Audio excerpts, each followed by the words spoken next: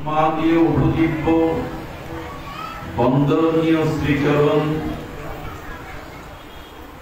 ওম কৃষ্ণপাদ নিত্য ধামগত শ্রী শ্রী রাধাকুণ্ড মণ্ডলীর ভূতপূর্ব মহন্ত মহারাজ রাধা চরণাঙ্গ নিষ্ঠাতু পণ্ডিত মধ্যাহ্ন অষ্টতর শতশ্রী শ্রী অনন্তনাথ বাবাজি গুরু মহারাজের রাতুল চরণ বন্দনা পূর্বক দণ্ডবত প্রণতি জ্ঞাপন পূর্বক সমাগত মহাপ্রভুর প্রিয় অনুরাগী ভক্তগণ, স্নেহময়ী কল্যাণীয়া মাতৃমণ্ডলী, সকল ভক্ত চরণে সশ্রদ্ধ দণ্ডবত প্রণতি। বাচ্চাগুলি খেলা করছে, কথা বলছে, এদের কি অবস্থা?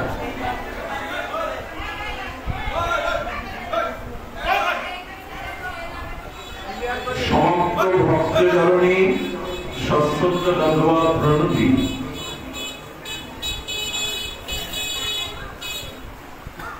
স্বতং প্রসঙ্গনাম বীর্যৌ সংবিদ।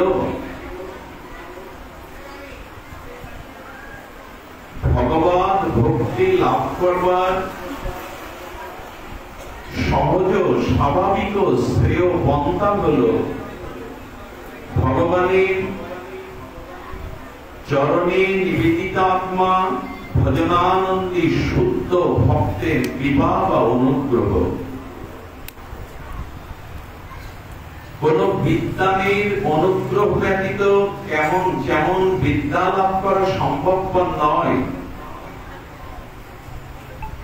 কোন ধনবান ধনীর কৃপা ব্যতীত যেমন ধন সম্পদ প্রাপ্ত হওয়া যায় না,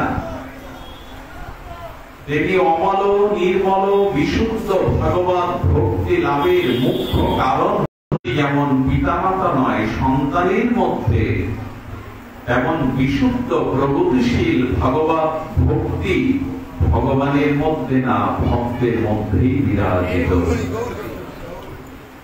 সেই বিশুদ্ধ ভক্তি লাভ করবার শ্রেয়তম সহজ স্বাভাবিক দিগদর্শন হল শতং প্রসঙ্গ নাম।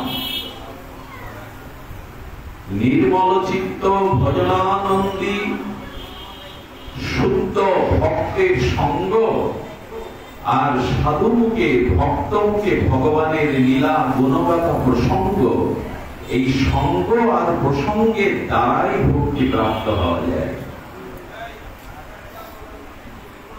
শুদ্ধ ভগবান ভক্তের সঙ্গ এবং ভক্ত মুখে সাধুমুখ নির্গলিত হরির নামরূপ লীলা প্রসঙ্গ, এই সঙ্গ আর প্রসঙ্গ বীর্যবতী হরিভক্তি দান করতে সমর্থ। শতাং প্রসঙ্গ নাম বীর্য সংবিদ। পক্ষী যেমন পরিপক্ক বটের বীজ কণা, এটি ভক্ষণ করার পরে তার উদরস্থ ভীষণ তাপে সেই বীজটি সিদ্ধ প্রাপ্ত হয়। বটের কোন বীজকণা, পরিপক্ক বীজকণা কোন পক্ষী উদরস্থ করার পরে তার পাকস্থলীর ভীষণ তাপে ওই বীজটা সিদ্ধ প্রাপ্ত হলে সে মলের দ্বারা বমনের দ্বারা যদি ইট কাঠ পাথর বৃক্ষের উপরে নিপাত করে, ওইখান থেকে চারা গজিয়ে ওঠে। কিন্তু আপনি আমি কোন কৃষিবিদ বটের পরিপক্ক বীজ মাটিতে বপন করে যত্ন করলেও তার থেকে চারা গজাবার সম্ভাবনা থাকে না। তেমনি বিশুদ্ধ ভজনানন্দী নির্মল চরিত্র শুদ্ধ ভক্তের মুখে হরিকথা প্রসঙ্গে বীর্যবতী শক্তি থাকে, যা কর্ণ দিয়ে প্রবেশ করলে তার হৃদয়ে ভক্তি বৃক্ষের প্রেম বৃক্ষের উৎপত্তি হয়ে যায়। এই জন্য বীর্য সংগীত। সাধুমুখের হরিকথার মধ্যে এমন একটা অপ্রাকৃত চিৎ শক্তি আছে, ওটা কর্ণ দিয়ে ভেতরে প্রবেশ করলে ভক্তি বৃক্ষের অঙ্কুরোদ্গম হয়ে যায়। পাখিটা ভক্ষণ করে তার উদরস্থ তাপে বিষটা সিদ্ধ করে যদি ইটের উপরে, আচ্ছা পাথরের মধ্যে তো কোনো জলের সংস্পর্শ নাই, সেখান থেকেও চারা গজিয়ে ওঠে। আপনি আমি প্রযত্ন করে যত্নশীল হয়ে নরম সরস মৃত্তিকায় জল সাপ দিলেও বটের বীজ থেকে অঙ্কুর উদ্গম করতে পারবে। শতাং প্রসঙ্গনাম বীজ সমবিদ ভবন্তিরিং কর্ণ রসায়ন কথা। আমাদের চিত্ত মনে যে বিষয় বাসনার দ্বারা চিত্ত আক্রান্ত, সেই অনন্ত জন্মের কুসংস্কার কামনা বাসনার বৃদ্ধি আমাদের মনকে করেছে অসুস্থ। আমাদের মানসিক স্বাস্থ্য হয়ে গেছে রুগ্ন। বাইরের স্বাস্থ্য চাকচিক্য দেখা দিলেও আমাদের অন্তরের সুস্বাস্থ্যটি দিন থেকে ক্ষীণতর হয়ে গেছে। আমরা দেহের ভোগ বিলাস যত্ন করেছি, এটা আত্মার কোন প্রযত্ন আমরা করিনি। আমরা দিনে 2 বার স্নান করি, 5 বার মুখবদনটা বিধৌত করি, এটা আত্মাকে শোধন আমরা করার চেষ্টা করি না। সারা বিশ্বব্যাপী দেহকে সাজাবার প্রসাধনী, শপিং মলগুলোতে আমাদের ঘরগুলোতে দেহ সাজাবার প্রসাধনী আছে, এটা আত্মাকে সুন্দর করবার চেষ্টা আমাদের নাই। আত্মাটা যে কঙ্কাল সার হয়ে গেল। আত্মারও তো একটা ক্ষুধা আছে। দেহের যেমন ক্ষুধা, জল অন্নাদি এগুলি না পেলে দেহ যেমন রুগ্ন জীর্ণ শীর্ণ হয়, আত্মারও একটা ক্ষুধা আছে, আত্মারও একটি খাদ্য আছে। সেই খাদ্যটি হলো বিশুদ্ধ সাধুমুখে হরি কথা, হরি নাম,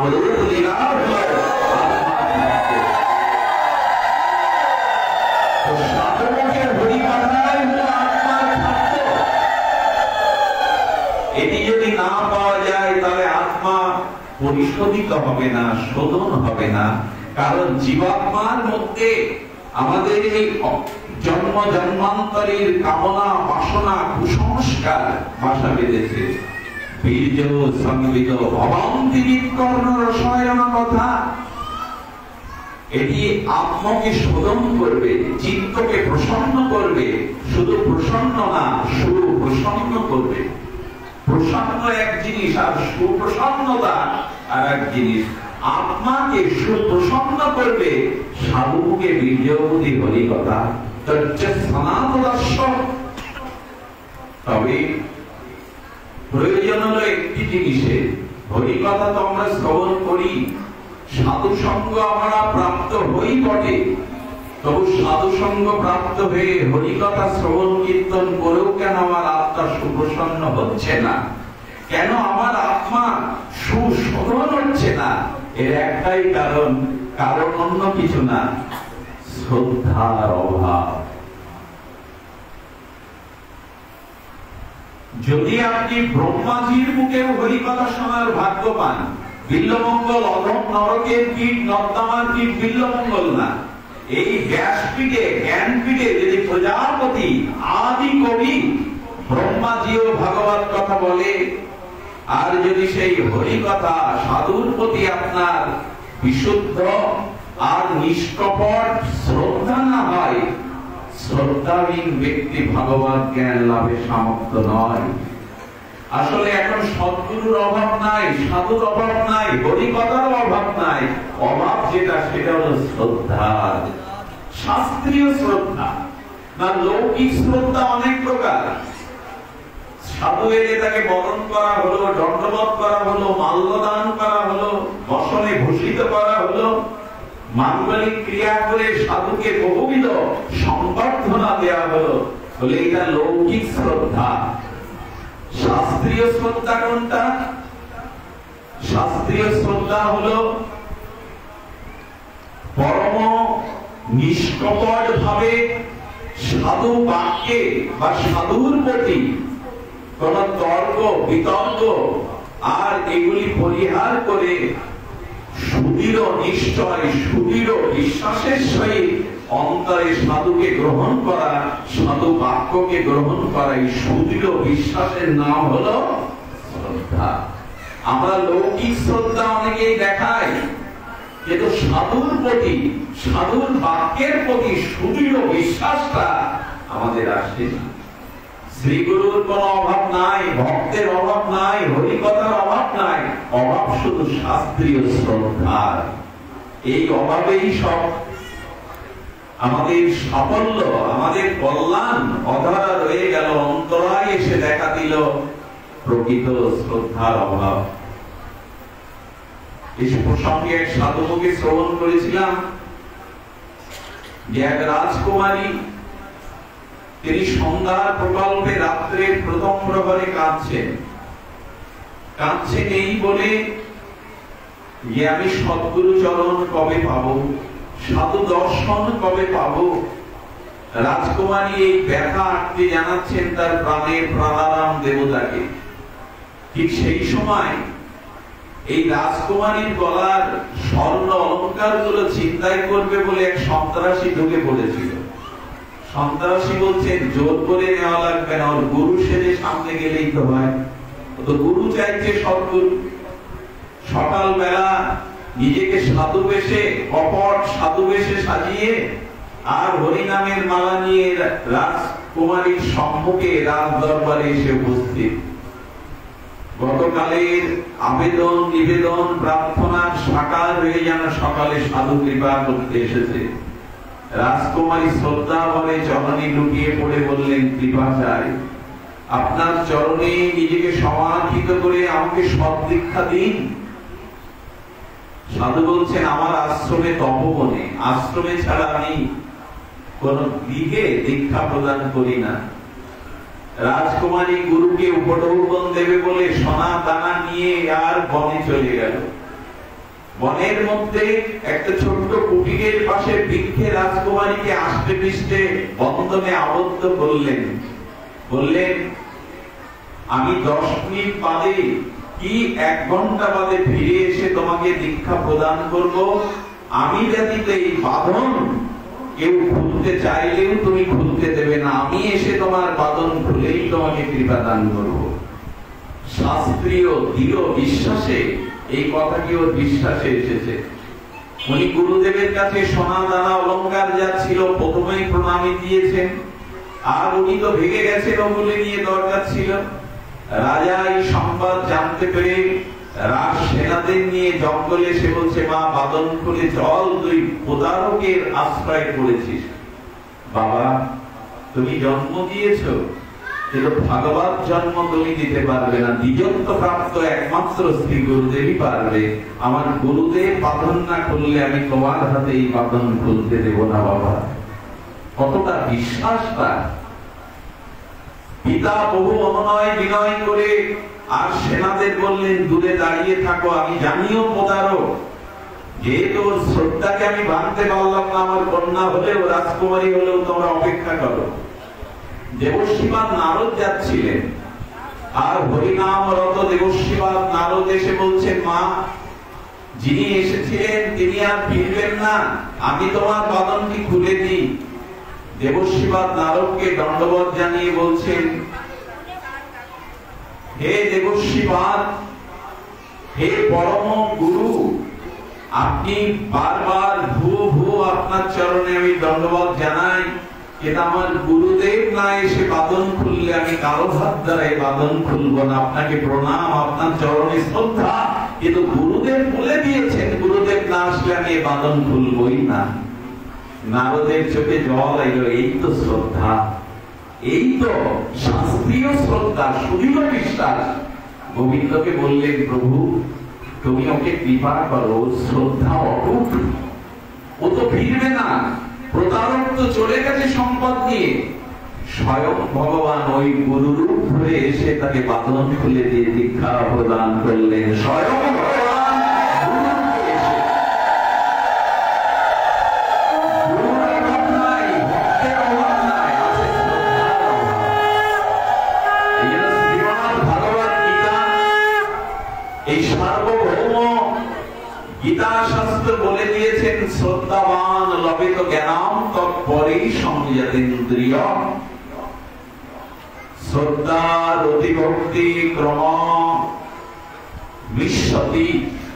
যদি শ্রদ্ধা হয় তাহলে ক্রমে ক্রমে ভাব ভক্তি সাধন ভক্তি এগুলি এগিয়ে যাওয়া যাবে। এই জন্য সকল শাস্ত্রই সাধু সঙ্গের মহিমা সমস্বরে কীর্তন করে বলেছেন যে কোন বিদ্যানের কৃপা ব্যতীত যেমন আমরা বিদ্যা লাভ করতে পারিনি, কোন ধনী মহাজনের অনুগ্রহ ছাড়া যেমন কেউ ধন প্রাপ্ত হয়নি, তেমনি করে বিশুদ্ধ কোন সাধুর সংস্পর্শ বা তার কৃপা ব্যতীত কেউ ভগবান ভক্তি লাভেও সমর্থ নয়।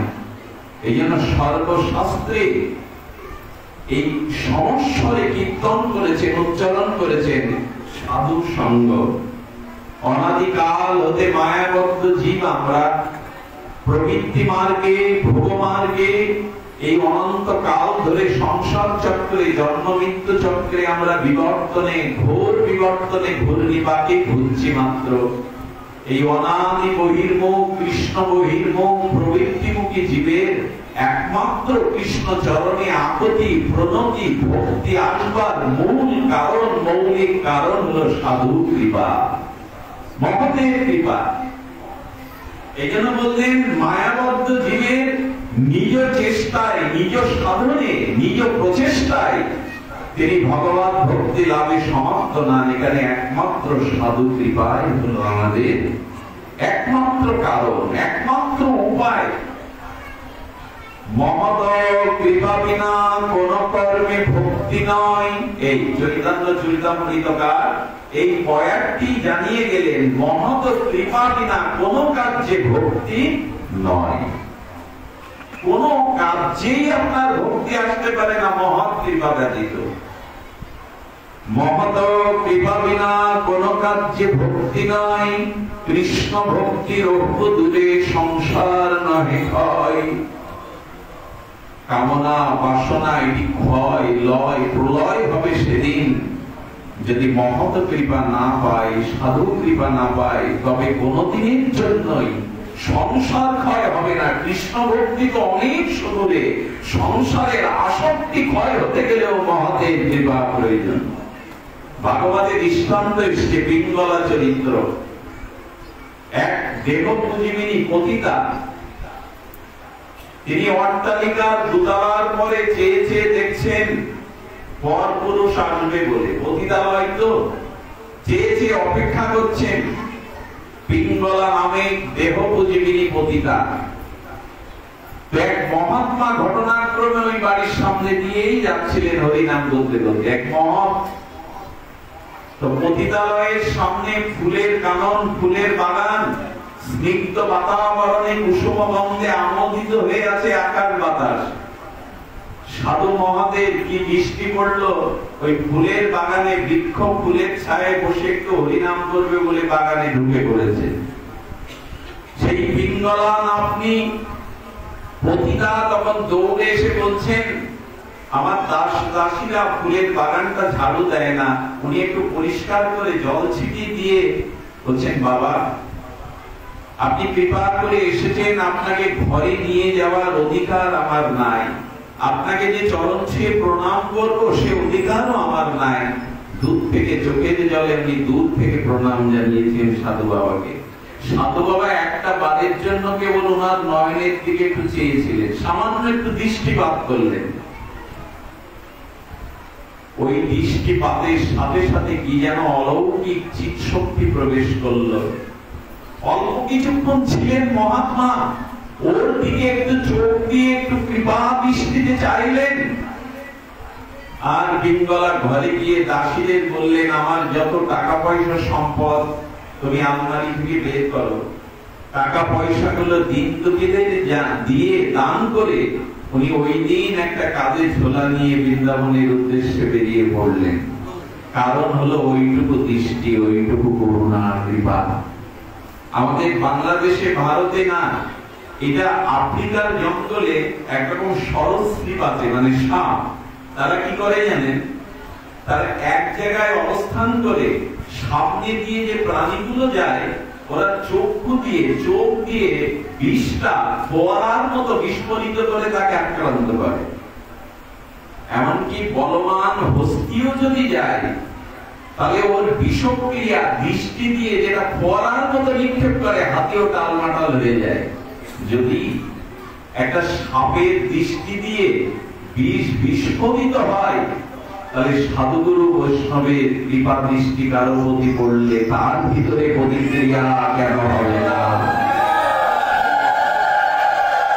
হরি বলে বাহু তুলে প্রেম দৃষ্টি চাই, করিয়া কলমশ নাশ প্রেমেতে ভাষায়। শ্রীকৃষ্ণ চৈতন্য নিত্যানন্দ প্রভু যেদিকেই দৃষ্টি দিয়েছেন সেদিকেই প্রেম বন্যা হয়ে গেছে। দৃষ্টিতেই প্রেম হয়। মহান যদি কারো দিকে দৃষ্টিপাত করে তার হৃদয়ে প্রেম কণিকা সঞ্চারিত হয়। এই জন্য বলছেন সাধু সঙ্গ ব্যতীত অন্য কোন উপায়ে অনাদি কর্মফল জনিত প্রারব্ধ বুঝতে পারে না। আমরা অনাদিকালের বহির্মুখ, অনাদি কামনা বাসনা আমাদের চিত্ত কুসংস্কারে ভরা। একমাত্র সাধু কৃপা ব্যতীত আমাদের কোন কৃপা হওয়ার সম্ভাবনা নাই। এই জন্য জীব গোস্বামী পাদ এখানে কি বলেছেন দেখুন ভক্তি সন্দর্ভে, অথ ভগবৎ কৃপা অবগত সমক্ষম। জীব গোস্বামীর বল ভক্তি সন্দর্ভে এই পৃথিবী নামক ভূখণ্ডে জীব গোস্বামীর ন্যায় অদ্বিতীয় দার্শনিক আচার্য আর জন্মান্নি রূপ সনাতনের পরে তিনি কি বলছেন, অত ভগবৎ কৃপাইব তৎসম্মুখ প্রাথমিক কারণমিতি চ গৌণং সাহি সংসার দুরন্ত সন্তাপ সন্তোপি তত মুখ স্বতন্ত্রতা ন প্রবর্ততে। ভগবানের ভক্তি, বিশুদ্ধ ভক্তি, কেবলা প্রেম ভক্তি লাভের মুখ্য কারণ হলো ভক্ত কৃপা, গৌণ কারণ হলো ভগবানের কৃপা। আগে ভগবানের কৃপা নয়, আগে ভক্ত কৃপা। জীব গোস্বামী বাদ বলছেন মুখ্য কৃপা হলো ভক্তের, গৌণ কৃপা হলো ভগবানের। আচ্ছা, কি অদ্ভুত কথা বলেছেন। ভগবান যখন কোন জীবের করুণা করবেন বলে কৃপা দৃষ্টি দেয়। আচ্ছা, অনন্ত জীবের মধ্যে, অনন্ত জীব নিবাহের মধ্যে শ্রী ভগবান যে জীবকে করুণা করবেন বলে তার হৃদয়ে করুণার উদ্রেক হয়, বোঝা যায় কথাটি। যে জীবের প্রতি অখিল রসমৃত সৃষ্টি স্থিতি প্রলয়ের অধিনায়ক ভগবান যদি মনে করেন আমি এই জীবকে করুণা করব, সেই করুণাটা কিভাবে করেন ভগবান? বলেন আমি যে কোনো জীবকে যদি করুণা করবার জন্য আমার হৃদয়ে করুণার উদ্রেক হয়, সেই জীবকে আমি সাধু সঙ্গ করিয়ে দেই। জয় রাধে। সেই জীবকে আমি সাধু সঙ্গ করিয়ে দেই। তার মানে আর সুস্থ শরীরে যারা মাতৃ মন্দিরে এসেছেন, হরিকথা শ্রবণ করছেন, জেনে রাখুন আজ আপনার প্রতি ভগবানের বিশেষ কৃপা দৃষ্টি পড়েছে, তাই নির্বিঘ্নে আপনি সাধু সঙ্গ হরিকথার ভাগ্য প্রাপ্ত হয়েছেন। এটা ভগবান আপনাকে কৃপা করেছেন। আচ্ছা, ভগবান ইচ্ছা না হলে আপনি এখানে আসতে পারতেন? কোন দুর্ঘটনা তো ঘটতে পারত, কোন অঘটন তো সংসারে ঘটতে পারত, কোন প্রিয়জন বিয়োগ হতে পারত, আসতে গিয়েও বা জীবনে অন্তরায় সৃষ্টি হতো।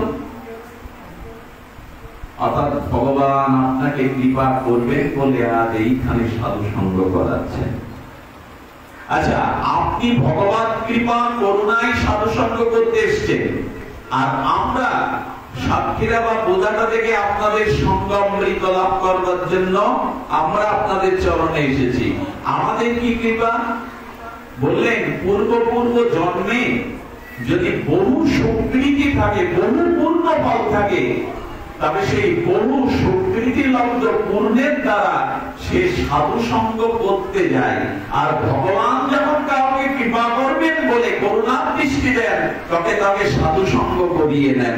অর্থাৎ সাধু আপনার নিকটে এলো মানে ভগবান আপনাকে কৃপা করলেন, আর আমরা সাধুর নিকটে এলাম মানে এটা আমাদের পূর্ব জন্মের পূর্বকৃত সুকৃতির ফল। এতখানি মহত্বপূর্ণ এই সাধু সঙ্গ। তো জীব গোস্বামী কলমে বারবার বলছেন যে সাধু সঙ্গই হলো মূল হেতু। এটা জীব গোস্বামী বারবার বলেছেন না, ভগবানের কৃপা, ভগবানের করুণা। আচ্ছা, এর কোন দৃষ্টান্ত আছে? আমরা প্রমাণ চাইতো, যৌক্তিকতা চাইতো যে সাধু সঙ্গই ভগবত কৃপা হবে, ভক্তি লাভ হবে। সুখদেব গোস্বামী ভাগবতে একটি চরিত্র এনেছেন, টিকাকারগণ একটি চরিত্র দিয়ে সাক্ষাৎ ফল লাভের দৃষ্টান্ত দিয়েছেন। শুনুন সেই মর্মস্পর্শী সাক্ষাৎ সাধু সঙ্গের কৃপার ফলশ্রুতি। আচ্ছা, এক গভীর জঙ্গলে 12 জন ডাকাত বা সন্ত্রাসী, তাদের নিত্য হলো ডাকাতি করা, পরের সম্পদ লুণ্ঠন করা, পাহাড় জমিয়ে ফেলেছে। কিন্তু আজকের রাত্রে যে বাড়িতে ডাকাতি করবেন ওটা জমিদার বাড়ি। আমি কোন গল্প শোনাচ্ছি না ঠাকুরমা, ভাগবতের এক বিচিত্র সাধু সঙ্গের প্রত্যক্ষ মহিমার কথা। এটা এক মহৎ মুখনির্গলিত শুনেছিলাম বৃন্দাবনের এক মহতের মুখে। তো যেদিন ডাকাতির প্রস্তুতি নিতে যাবেন সন্ধ্যায়, সেদিন ডাকাতি যারা করেন তাদের এক একজনের উপর এক একটা দায়িত্ব। তালাটাকে ভাঙবে, সেন্টি থেকে দাঁড়াবে, অস্ত্রটাকে ধরবে, থাকে কিনা। তো যিনি সেন্টিতে থাকবেন তার শরীর অসুস্থ হয়, তিনি আসেননি। সর্দার নির্দেশ করছেন একজন যদি উপস্থিত না থাকে ধরা পড়ার সম্ভাবনা আছে। আরো জমিদার বাড়ি আজকের এই মানে আমাদের সিদ্ধান্ত এখানে স্থিরিত করো, আজ আমরা যাবো না। একজন সাগরেদ বলছে সর্দার কোটি কোটি টাকা পেয়ে যাব, জমিদারের কন্যার বিবাহ, অলংকার পাবো, আজকের দিনেই তো মূল প্রয়োজন, এই মূল সম্পদ পেলে আমরা বহুদিন বসে পেতে পারবো। তখন বলছেন আমার জানা মতে এই জঙ্গলে বসে বসে একজন মালা জপ করে, মালা তিলক নিয়ে জপ করে, একজন সাধুকে আর শ্রেণীতে বসায়। ওনার কাছে গিয়ে বন্দুক ধরে বলছেন নাম জপ বন্ধ করো, আজ আমাদের সাথে টাকা দিতে যেতে হবে। সাধুর সম্মুখে প্রতিকূল দশা এলে উনি মনে করে এটা ভগবানের পরীক্ষা। সহাস্য বদনে বলছে চলো বাবা। সর্দার তিলক মুছে দিয়ে বলছে সেন্টেতে তোমাকে থাকতে হবে, ঠিকভাবে যোগ্যতা অনুযায়ী পালন করবে, নাহলে মেরে ফেলবো। উনি গেলেন, ডাকাতিও হয়ে গেল নির্বিঘ্নে। ভোরবেলা সম্পদ ভাগাভাগি হচ্ছে। সাধুকে থলেটা ধরিয়ে দিয়েছে সোনামোহর টাকা, বলছে এগুলি তো আমার প্রয়োজন নাই, 5 বাড়ি ভিক্ষা করে মহাপ্রভুকে ভোগ লাগিয়ে 2 পাই, এছাড়া তো আমার সম্পদের প্রয়োজন নাই, এটা সর্দার আপনি রেখে দিন। ওনাকে নমস্কার করে উনি যখন ভোরবেলা বিদায় নিচ্ছেন, পাশ থেকে একজন বলছে সর্দার লক্ষ্য করেছেন ও আমাদের সাথে আজ উপস্থিত থাকায় আমাদের কোনো বিঘ্নই ঘটেনি এবং আমাদের ভয় ভীতিও আজ কম ছিল। আমার মনে হয় ঈশ্বর ডাকে তো ওর ভিতরে কিছু ক্ষমতা আছে। আচ্ছা, ওকে রেখে দিলে হয় না আমাদের দলে? সর্দার বলছে ধরে আনো। ধরে এনে বললেন তোমার যাওয়া হবে না, আমাদের দলের সদস্য দেওয়া ব্যস্ত থাকে, নাহলে গুলি করে মারবো। সাধু ভাবছে এটাও তোমার কৃপা প্রভু। বলছেন আমি রাজি আছি, কিন্তু আমার একটা শর্ত আছে। আমি 29 দিন মাসের মধ্যে আপনাদের আজ্ঞায় ডাকাতি করব, সব কাটাই পালন করব, কিন্তু একদিন আমার আদেশ আপনাদের পালন করতে হবে। সর্দার বললেন 6 দিন অফিস করে তো একদিন ছুটি থাকে, 29 দিন ডাকাতি করে একদিন গায়ে হাওয়া দিয়ে বেড়াবো। রাজি আছি। 29 দিন নির্বিঘ্নে সম্পদ লুণ্ঠন ডাকাতি করলো। আগামীকাল সংক্রান্তি ওর দিন। বলে সাধু বাবা বলো কি করতে হবে কালকে? বলে ব্রাহ্ম মুহূর্তে রাত 3:30 তোমরা আমার এই ভাঙা কুটিরে সকলে আসবে। 11 জনই আসবে। ওরা ভোরবেলা আলামোড়া খেতে খেতে তন্দ্রাশ্চন্ন চোখে অলস শরীরে গিয়ে উপস্থিত। যেই গেছে সাধু বাবা ওদের জন্য প্রস্তুত ছিল। পাশে একজন পরামানিককে রেখেছে, খৌর কার্যকারী পরামানিক। বললেন আপনাদের 11 জনে এই চুল দাড়ি গোপ সব খৌর কর্ম করা হবে, মস্তক মন্ডন করা হবে। সর্দার গোপের হাত দিয়ে বলছেন এটাই তো সম্পদ আমার। তখন বলছে সর্দার 29 দিন আমাদের কথা শুনেছে, একটা দিন তো অঙ্গীকারবদ্ধ কথা শুনতে হবে, ও 2 মাসের চুলদারি গলিয়ে যাবে, আপনি রাজি হয়ে যান। ঘোর কর্ম করে বললেন সরোবর আছে পাশে, স্নান করে এসো, আজ আমার কথা তোমাদের শুনতে হবে। যখন এলো তখন দাদার সঙ্গে তিলক করে দিল, ওদের বুকে রাধা নাম লিখে দিল। প্রসাদী 11টা মালা গুছিয়েছিল, বললেন 4 মালা এখানে জপ করুন, হরে কৃষ্ণ মহামন্ত্র প্রসাদী করে দিয়ে বললেন জপ করুন। জপের পরে আর গোবিন্দ চরণে গিয়ে, রাধারানীর চরণে গিয়ে ভোগ নিবেদন করে ওদের 11 জনকে প্রসাদ দিয়েছে। ভগবানের প্রসাদ দিল, তিলক দিল, আর হরিনাম হাতে দিয়ে রাধারানীর চরণে গিয়ে কাঁদছে, হে করুণাময়ী, হে কৃপাময়ী, আমি যদি একটা দিনের জন্য তোমার চরণে প্রেমাস্ত্র দিয়ে তোমায় ভজন করি, আমার সেই ভজনটুকু আমি ওদের দান করলাম, ওদের চিত্ত শুদ্ধি করে দাও, ওদের তুমি ফিরিয়ে দাও। হে রাধে, হে করুণাময়ী, তুমি করুণা করে ওদের ফিরিয়ে দাও। বাবা, ভগবানের স্বভাব আছে, সামর্থ্য আছে। কার চরণে আমাদের শরণ নিতে হবে, আত্মসমর্পণ করতে হবে কার চরণে? যার স্বভাব আছে আর যার প্রভাব আছে তার চরণেই তো শরণ নিতে হবে। কি বললাম বাবা?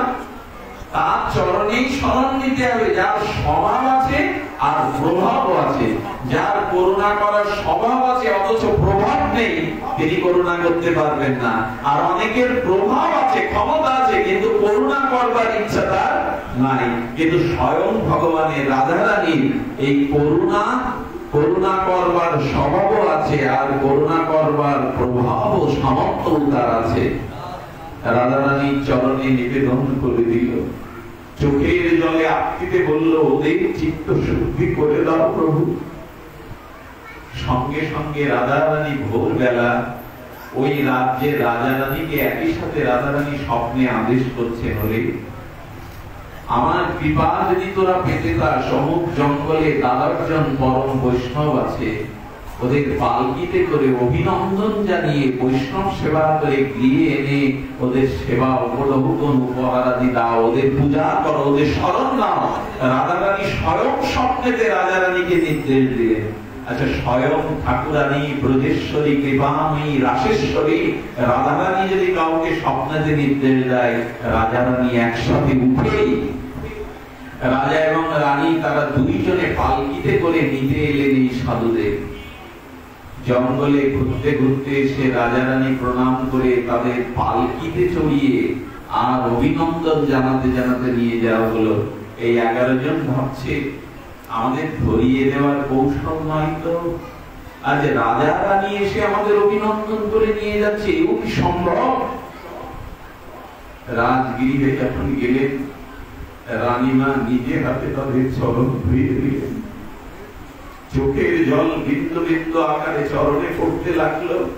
স্নেহের আচরণ দিয়ে রানীমা সমস্ত এদের চরণ বিধৌত করে মুছিয়ে দিল, আর ভোগ রাগ সংকীর্তন করে সাধু ওদের পোশাক পাওয়ালো। বিদায় বেলা রাজা সিন্দুক খুলে মণিরত্নগুলো এক একজনকে দিয়ে দিলেন রাধারানীর নির্দেশ, এবং চরণে পড়ে প্রণত হয়ে রাজা রানী বিদায় জানিয়ে তাদেরকে পালকিতে করে পাঠালেন। জঙ্গলে সাধুর কুটিরে এসে সেই রাজার দেওয়া মণিমাণিকগুলো সাধু সর্দারকে বলছে, সর্দার এটা নিয়ে গেলে তুমি 3 পুরুষ বসে খেতে পারবে, সর্দার নিয়ে যাও, এটা নিয়ে যাও। সর্দার সেই মোহরের থলেটা পাশে রেখে দিয়ে সাধুর দিকে তাকিয়েছে, অপলক নয়নে হাত জোর করে বলছেন, কে তুমি? কে তুমি? একটা দিন, একটা প্রহর মাত্র তোমার আদেশ শুনে মনে হয়েছে জীবনে এই সম্মান, এই ভালোবাসা কোথাও পাইনি। তোমাকে দেখে মনে হচ্ছে তুমি আমার অনেক জন্মের চেনা অপরিচিত। ওদের বললেন, তোরা চলে যা, আমার সম্পদ ভাগ করে নি, আমি ওর কাছ থেকে ছেড়ে আজ থেকে আর কোথাও যাবো না, তুমি আমায় রাখবে তোমার কাছে। আমার যেন মনে হয়েছে তুমি আমার অনেক দিনের চেনা, অনেক দিনের আপন। সত্তার চরণে লুটিয়ে পড়ল, বুকে টেনে নিলেন।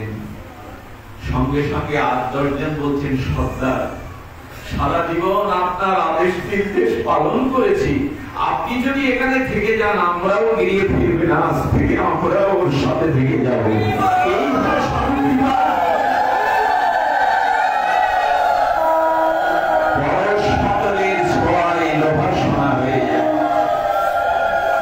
আরেকটি দৃষ্টান্ত আপনাদের কাছেই ঘটেছিল বেনাপোল পাটবাড়িতে।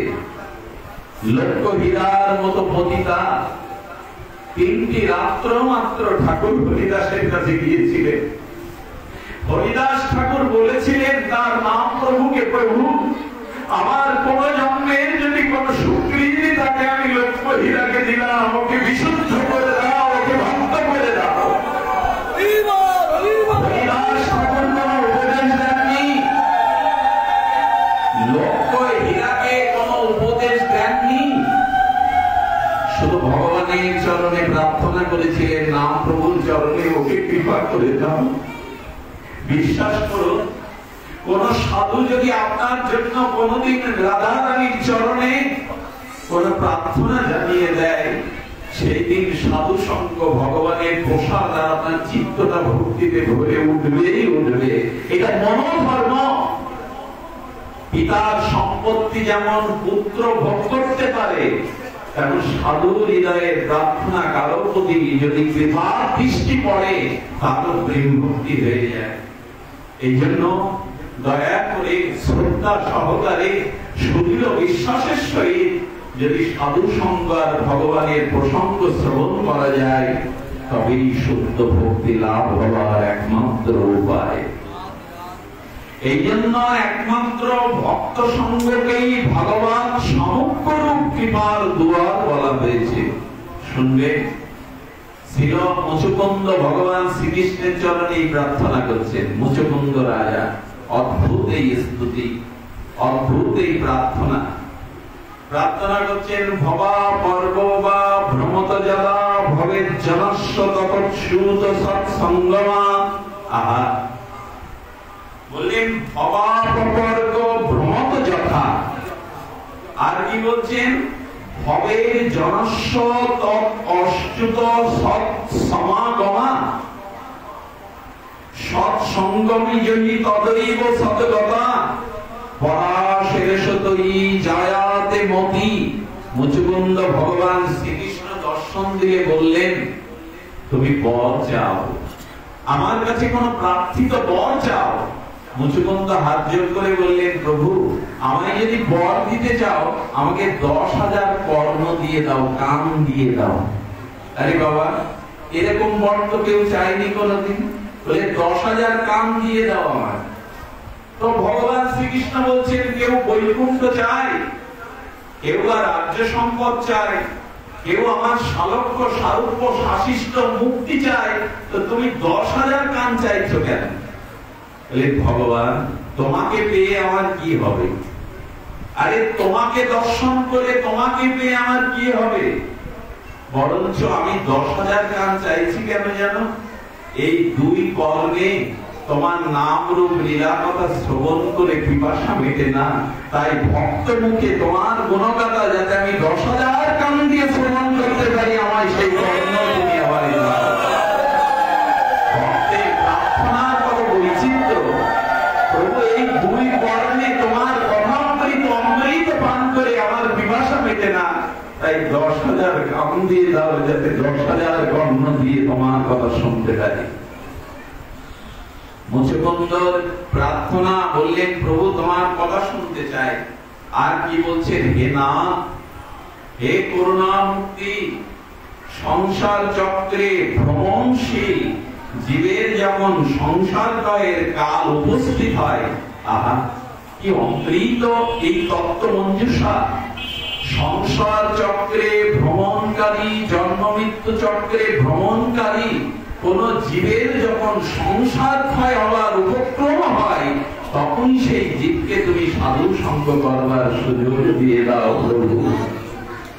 এই জন্য বলছেন যে সাধুগণের একমাত্র গতি সাধুগণ সাধু সঙ্গ হলো আমাদের একমাত্র গতি। তাই প্রভু তোমার সঙ্গ আর তোমার কৃপার অর্থে তুমি আমাকে সাধু সঙ্গ কৃপা করিয়ে দাও। সব শাস্ত্রই এটি ঘোষণা করেছে, সাধু কৃপা বিনা কোনো কার্যে ভক্তি হবে না, হওয়া সম্ভবপর নয়। শুনুন তাহলে আরেকটি বৃন্দাবনের ঘটনা। সিদ্ধ বাবা বসে বসে রাধারানীর চরণ চিন্তা করছে। জয়পুরের মহারাজ এসেছেন সাধু বাবাকে দর্শন করতে। এখন রাজা যখন সাধু দর্শনে আসে, জানতে হবে তিনি যেন তেন রাজা নন, তার ভিতরে সাধুগণের প্রতি প্রবল শ্রদ্ধা ভক্তি আছে। তো রাজা এসে বাবাকে প্রণাম করেছেন, সিদ্ধ বাবাকে প্রণাম করলে বলছে, বাবা বাবা ওই বাচ্চাগুলিকে বলছেন, মা ওখানে যারা আছো ওদের একটু শান্ত করে দাও, আলাদা করে দাও। সাধু বাবার চরণে গিয়ে বলছেন, বাবা যদি কোন সেবায় আসতে পারতাম, বাবা কৃপা করে যদি একটু সেবা স্বীকার করতেন। সাধু বাবার দয়া হলো, এই শোনো, সাধু বাবার দয়া হলো, উনি বলছেন, আচ্ছা তোমার কৃপা চাই তো তোমার দুইজন রানী আমি শুনেছি, তোমার ছোট রানীর নাম কি? বলো পদ্মাবতী। বলে পদ্মাবতীকে তুমি পাঠিয়ে দাও, পদ্মাবতীকে তুমি সাজিয়ে গুজিয়ে আমার কুটিরে পাঠিয়ে দাও। আচ্ছা বাবাজিরা তো বিরক্তি, তারা নারী মুখ তেমন দেখে না, তো পদ্মাবতীকে কেন পাঠাতে বলছে?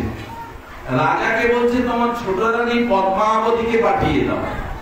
রাজা ভাবলেন, জ্ঞানী তো বিজ্ঞত, আর আমার প্রতি বাবার কোন কৃপা হবে তাই রানীকে পাঠাতে বলছেন। সাধুদের রহস্য তো আমরা ভেদ করতে পারি না। পদ্মাবতীকে এসে বলছে, তুমি বড় ভাগ্যবতী পদ্মা, আজ আচার্য প্রভু তোমাকে দর্শন করতে চেয়েছেন, বাবা তোমাকে দর্শন করতে চেয়েছেন। আজ সুন্দর করে অলংকার পরিয়ে, পায়ে আলতা পরা পরিয়ে, আর হাতে বরণ ডালা নিয়ে পদ্মাবতী চলেছে বাবাজির কুটিরে। রাজা বলে দিল যাওয়ার সময়, রাধে রাধে এই নামটা উচ্চারণ করবে, জয় রাধে জয় রাধে।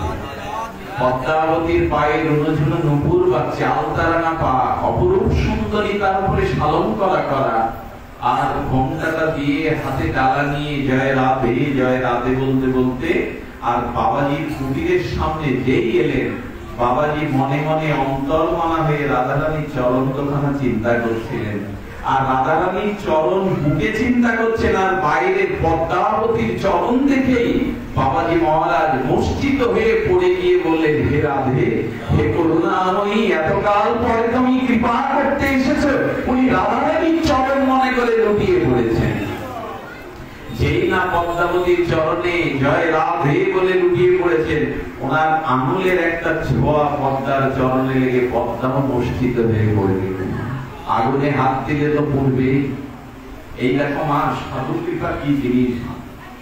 পদ্মাবতীও মূর্ছিত, বাবাজিও মূর্ছিত। বাবাজির মুখ দিয়ে প্রেমাস্ত্র চোখ দিয়ে আর গাল দিয়ে ফেনা বেরোচ্ছে। উনি সমাধি স্তরে, স্ফূর্তি স্তরে চলে গেছেন, ভাব সমাধিতে। 3 ঘন্টা পর বাবার চেতনা ফিরল। পদ্মাবতীর চেতনা ফিরল অনেক পরে। আগের পদ্মার নাই, পদ্মার চোখ দিয়ে জল, আর জয় রাধে তার নিরুভায় নাম। উনি বাবার চরণে প্রণাম করে বললেন, বাবা এমন আমার কখনো হয়নি, কোনদিন হয়নি। বাবা আমাকে কি করে দিলেন, আমি এখন সংসারে ফিরে যাব কি করে? বাবাজি 3 ঘন্টা পর চেতনা ফিরে পরে বললেন, শ্যামা তোরা কৃপা পেয়ে গেল করুণাময়ী। শুধু সাধু দর্শন আর একটু আঙুলের স্পর্শ পেয়েছিলেন। এই পদ্মাবতী কি করেছিল জানো মা? বাবাজিকে বলেছিল, বাবা আমি যদি কোন সেবায় আসতে পারি আপনার, মা তুই তো রানী, তোর রাজ সম্পদের সেবা তো আমরা নিষ্কিঞ্চন, আমরা গ্রহণ করবো না, এক কাজ করতে পারবি মা? পদ্মাবতী বলছে, বাবা বলুন। বললো, কাঙালিনীর ন্যায় গাভীর গোবর গুলো পোড়াতে পারবি নিজে হাতে?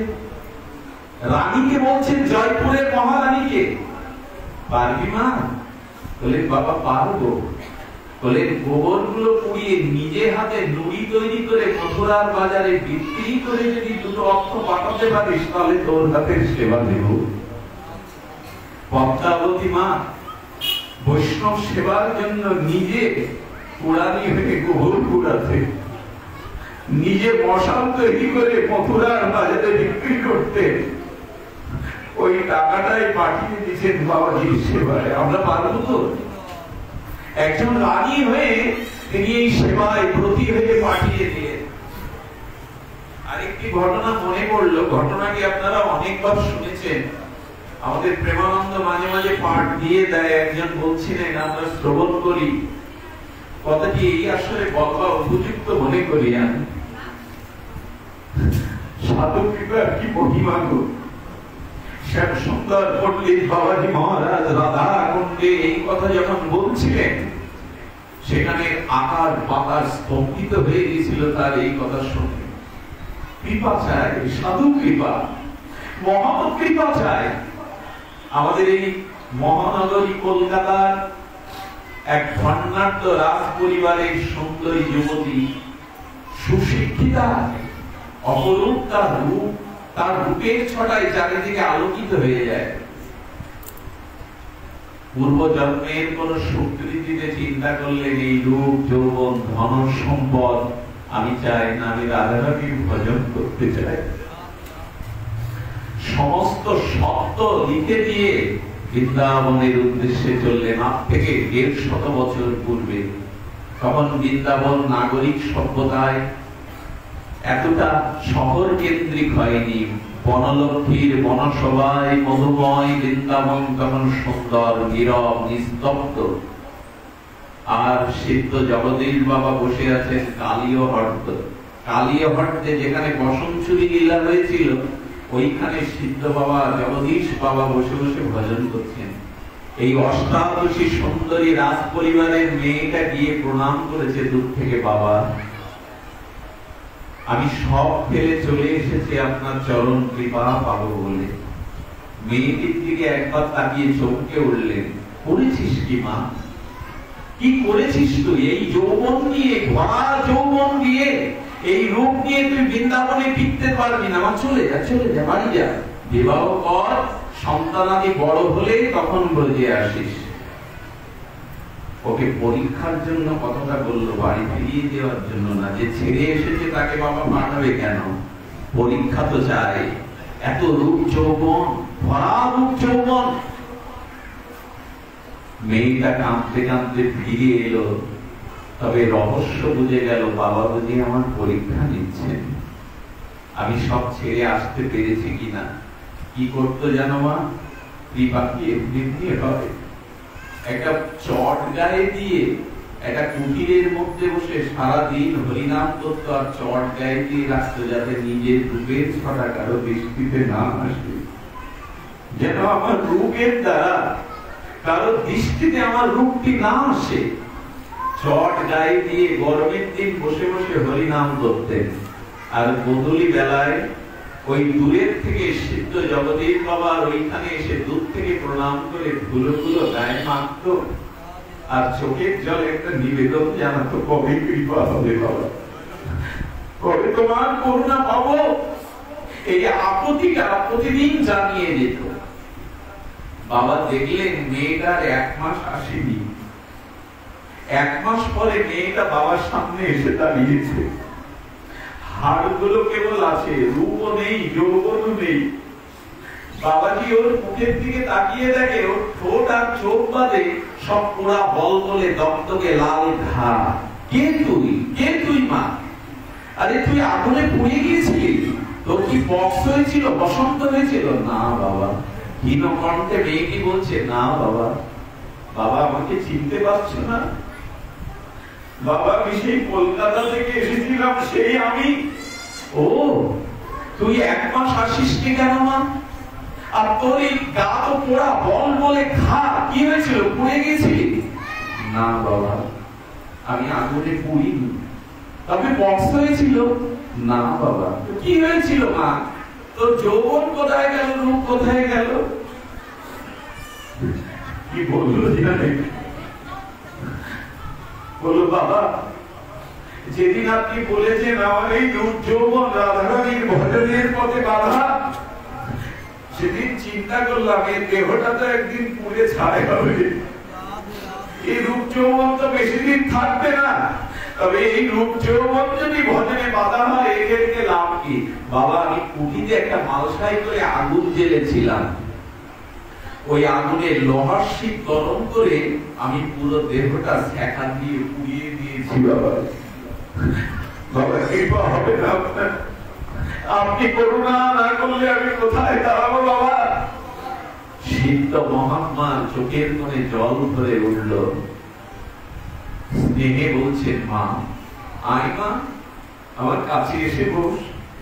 মাথায় হাত দিয়ে বলছেন, তুই যৌবন সেকা দিয়ে আগুনে পুড়িয়েছিস কৃষ্ণ ভজন রাধা ভজন করবি বলে? তোকে কৃপা করা যায়। সেই মহাত্মা এমন কৃপা করেছিলেন মা, আর কোন পুরুষ জীবনে তার থেকে কোনদিন তাকায়নি। সে অনেক অনেক উঠে চলে গিয়েছিল, অনেক উপরে উঠে গিয়েছিল রাধারানীর কৃপায়, আর কেউ তার দিকে তাকায়নি কখনো। আমরা পারবো তো? রূপ যৌবন, মান, সম্মান, এগুলি জলাঞ্জলি না দিতে পারলে কৃপা পাওয়া যায় না, করুণা পাওয়া যায় না। এই জন্য ভগবান শিব, ভগবান শঙ্কর চিতার ভস্ম মেঘে জানিয়ে দিলেন, এ দেহের অন্তিম পরিণাম হলো এক মুঠি ছাই। এই জন্য ভোগের জন্যই জন্ম পাওনি। আপনারা দেখবেন মন্দিরে গেলে পুরোহিত ঠাকুর, আচার্য ঠাকুর হাতে জল দিয়ে আমাদের আসমন করায়। যে কোনো কর্ম করতে গেলে আগে আসমন করতে হয়, দেহ শুদ্ধি করতে হয়। আচ্ছা বাবা, পশু পাখিদের কখনো আসমন করা লাগে? কেন লাগে না জানেন? ওরা অশুদ্ধ না, ওরা মিথ্যা বলে না, ওরা ছল চাতুরি করে না, ওদের স্বভাব কখনো ওরা ত্যাগ করে না। মানুষকে বারবার আসমন করতে হয় কেন জানেন? আমরা এই ভজন পরিত্যাগ করে ছল কপট চাতুরি ভোগ বিলাসে মত্ত, এই জন্য আমাদের বারবার আসমন করতে হয়। কারণ পশু পাখিরা তাদের স্বভাব পরিত্যাগ করেনি, আমরাই আমাদের স্বভাব থেকে অনেক দূরে সরে এসেছি। বাবা, ক্ষুধার্ত বাঘের সামনে ঘাস কুটো দিলে খাবে, মরে গেলেও। গাভীর সামনে মাছ মাংস দিলে গাভী খাবে, মরে গেলেও গাভী মা। ওরা আমাদের স্বভাব ত্যাগ করেনি, আমরাই কেবল আমাদের স্বভাব ত্যাগ করেছি। কৃষ্ণ ভজনের যোগ্য দেহকে দুর্লভ মনুষ্য জন্ম পেয়ে আমরা ভগবান ভজনই ভুলে গেলাম। এই মোহমায়া আর এই কালের কবলিত এই সংসারে আমরা এমনি করে ভুলে গেলাম।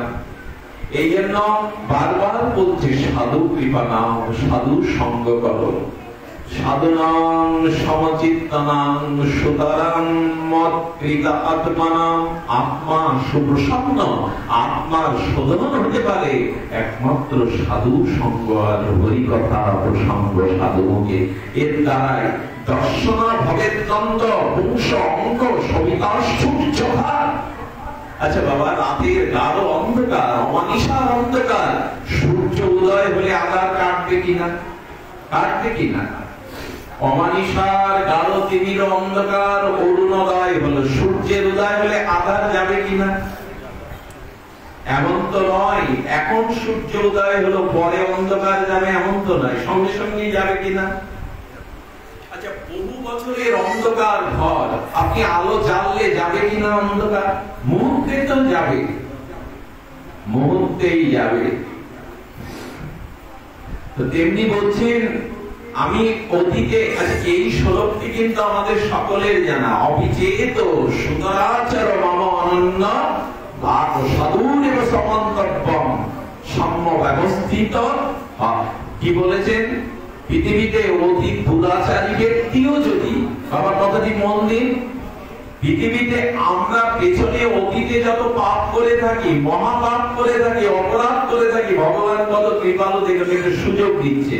আগেই বলেছি, তার চরণে শরণ নিতে হবে যার সামর্থ্য আছে আর যার স্বভাব আছে কৃপা করবার। তো ভগবানের চরণে সাধু কৃপায় শরণ নিলে কি হয়? তো ওইখানে বলছেন যে না, সূর্যের উদয় হলে যেমন অন্ধকার দূরীভূত হয়, তেমন এখানে বলছেন দর্শনান্নে ভবের দ্বন্দ্ব। আমাদের অন্তরে যত পাপ আছে, মলিনতা আছে, দ্বন্দ্ব আছে, এগুলো দর্শন মাত্রই দূরীভূত হয়ে যাবে। সূর্যের উদয়ে যেমন আধার দূর হয়, অন্ধকার ঘরে প্রদীপ জ্বাললে যেমন অন্ধকার মুহূর্তেই দূর হয়। অনন্ত জন্ম পাপ করেছি, অপরাধ করেছি, শুদ্ধ সাধু সঙ্গ আর সাধুর চরণধুলি নিলে এই মুহূর্তেই পাপ দূর হয়ে যায়। ভগবান বলছেন অপিচেত সুতরাচার নাম অনন্য ভাগ। যদি কেউ সাধু সঙ্গে আমার ভজনে আসে, অতি দুরাচারী হলেও পাপী হলেও সেই দিন থেকে আর তাকে দুরাচারী পাপী বলবে না, সাধুরেব সমন্তব্যং, তাকে সাধু বলে জানবে। আচ্ছা, পাপ দূর হলো কি করে? সাধু সঙ্গ করবার সাথে সাথেই আর দর্শনের সাথে সাথেই পাপ দূর হয়। বহুদিন ধরে গঙ্গার সেবা করলে, বহুদিন ধরে দেবদেবীর পূজা করলে, বহুদিন ধরে তীর্থে তীর্থে বাস করলে, বহুদিন ধরে তীর্থ সেবা করলে, বহুদিন ধরে দান ধ্যান যজ্ঞ করলে যে ফল হতে অত্যন্ত বিলম্ব হয়ে যায়, কয়েক জন্ম লেগে যেতে পারে, কিন্তু সাধু দর্শন মাত্র, সাধুর গায়ের বাতাস লাগা মাত্র সেই জীবন হয়ে যায়। তুলসীকে জল দেওয়া, তীর্থ পরিভ্রমণ করা, দান ধ্যান যাগযজ্ঞ করা আর বহু দেবদেবীর পূজা করলে কোনো না কোনোদিন আপনার কৃপা হবে, কিন্তু সাধুর গায়ের বাতাস লাগা মাত্রই সেই মহা করুণা হয়ে যাবে। কত বড় মহিমা! দর্শনান্নে ভবের দ্বন্দ্ব শব্দটা দিয়েছেন, দ্বন্দ্ব ঘুচে যাবে যদি সাধু দর্শন হয়ে যায়, সাধুর কৃপা হয়ে যায়। কতজনের এই জগতে দেখলাম। এই জন্য বলছেন যদি মহা দুরাচারীও হয়ে যাও। আচ্ছা, আপনি লক্ষ্য করুন একটা দৃষ্টান্তটা হেয়, কিন্তু লক্ষ্যটা, তাৎপর্যটা খুব গভীর। আচ্ছা, মানুষ তো মলমূত্র ত্যাগ করা তার নিত্য কর্ম, তাই না বাবা? মলমূত্র ত্যাগ করতে যখন যাই আমরা, তখন নিজেকে অশুদ্ধ বোধ করি কিনা? তো মলমূত্র ত্যাগ করে আর ল্যাট্রিন বাথরুম থেকে এসে আর স্নান বেঁধে একটু মাটি দিয়ে সাবান দিয়ে নিজেকে শুচি করে স্নান করে আপনি মন্দিরে যান কিনা পূজা করতে? যান কিনা? আচ্ছা, ভগবান তখন কি এই কথা বলে একটু আগে অশুচি জায়গায় গিয়েছিলি, মলমূত্র ত্যাগ করেছিলি, তুই অশুদ্ধ 10 মিনিট আগে গিয়েছিলি, তুই মন্দিরে ঢুকিস না, আমি তোকে ভক্ত বলে স্বীকার করবো না? করে কি বাবা? তাহলে আমরা মলমূত্র বা অশুদ্ধ জায়গায় গেলেও যেমন স্নানাধিকৃত পবিত্র হয়ে দেবতালয়ে দেবতার সামনে গেলে তিনি পূজা গ্রহণ করেন, গোবিন্দ বললেন ওই অশুদ্ধ জায়গায় অনেক জন্ম ধরে যাওয়া অভ্যাস তোমার, ওই গায়ে অশুদ্ধতা, পাপ, তাপ, অপরাধ মিশানো আছে, কিন্তু সাধু সঙ্গে হরি কথায় যদি স্নান করে একবার আমার চরণে এসো, আমি তোমার পূজা গ্রহণ করে তোমায় কৃপা করবে, তোমাকে অপবিত্র জ্ঞান করবো না, তোমাকে অপবিত্র জ্ঞান আমি করবো না। এই জন্য বললেন সাধুর এব সমন্তব্য।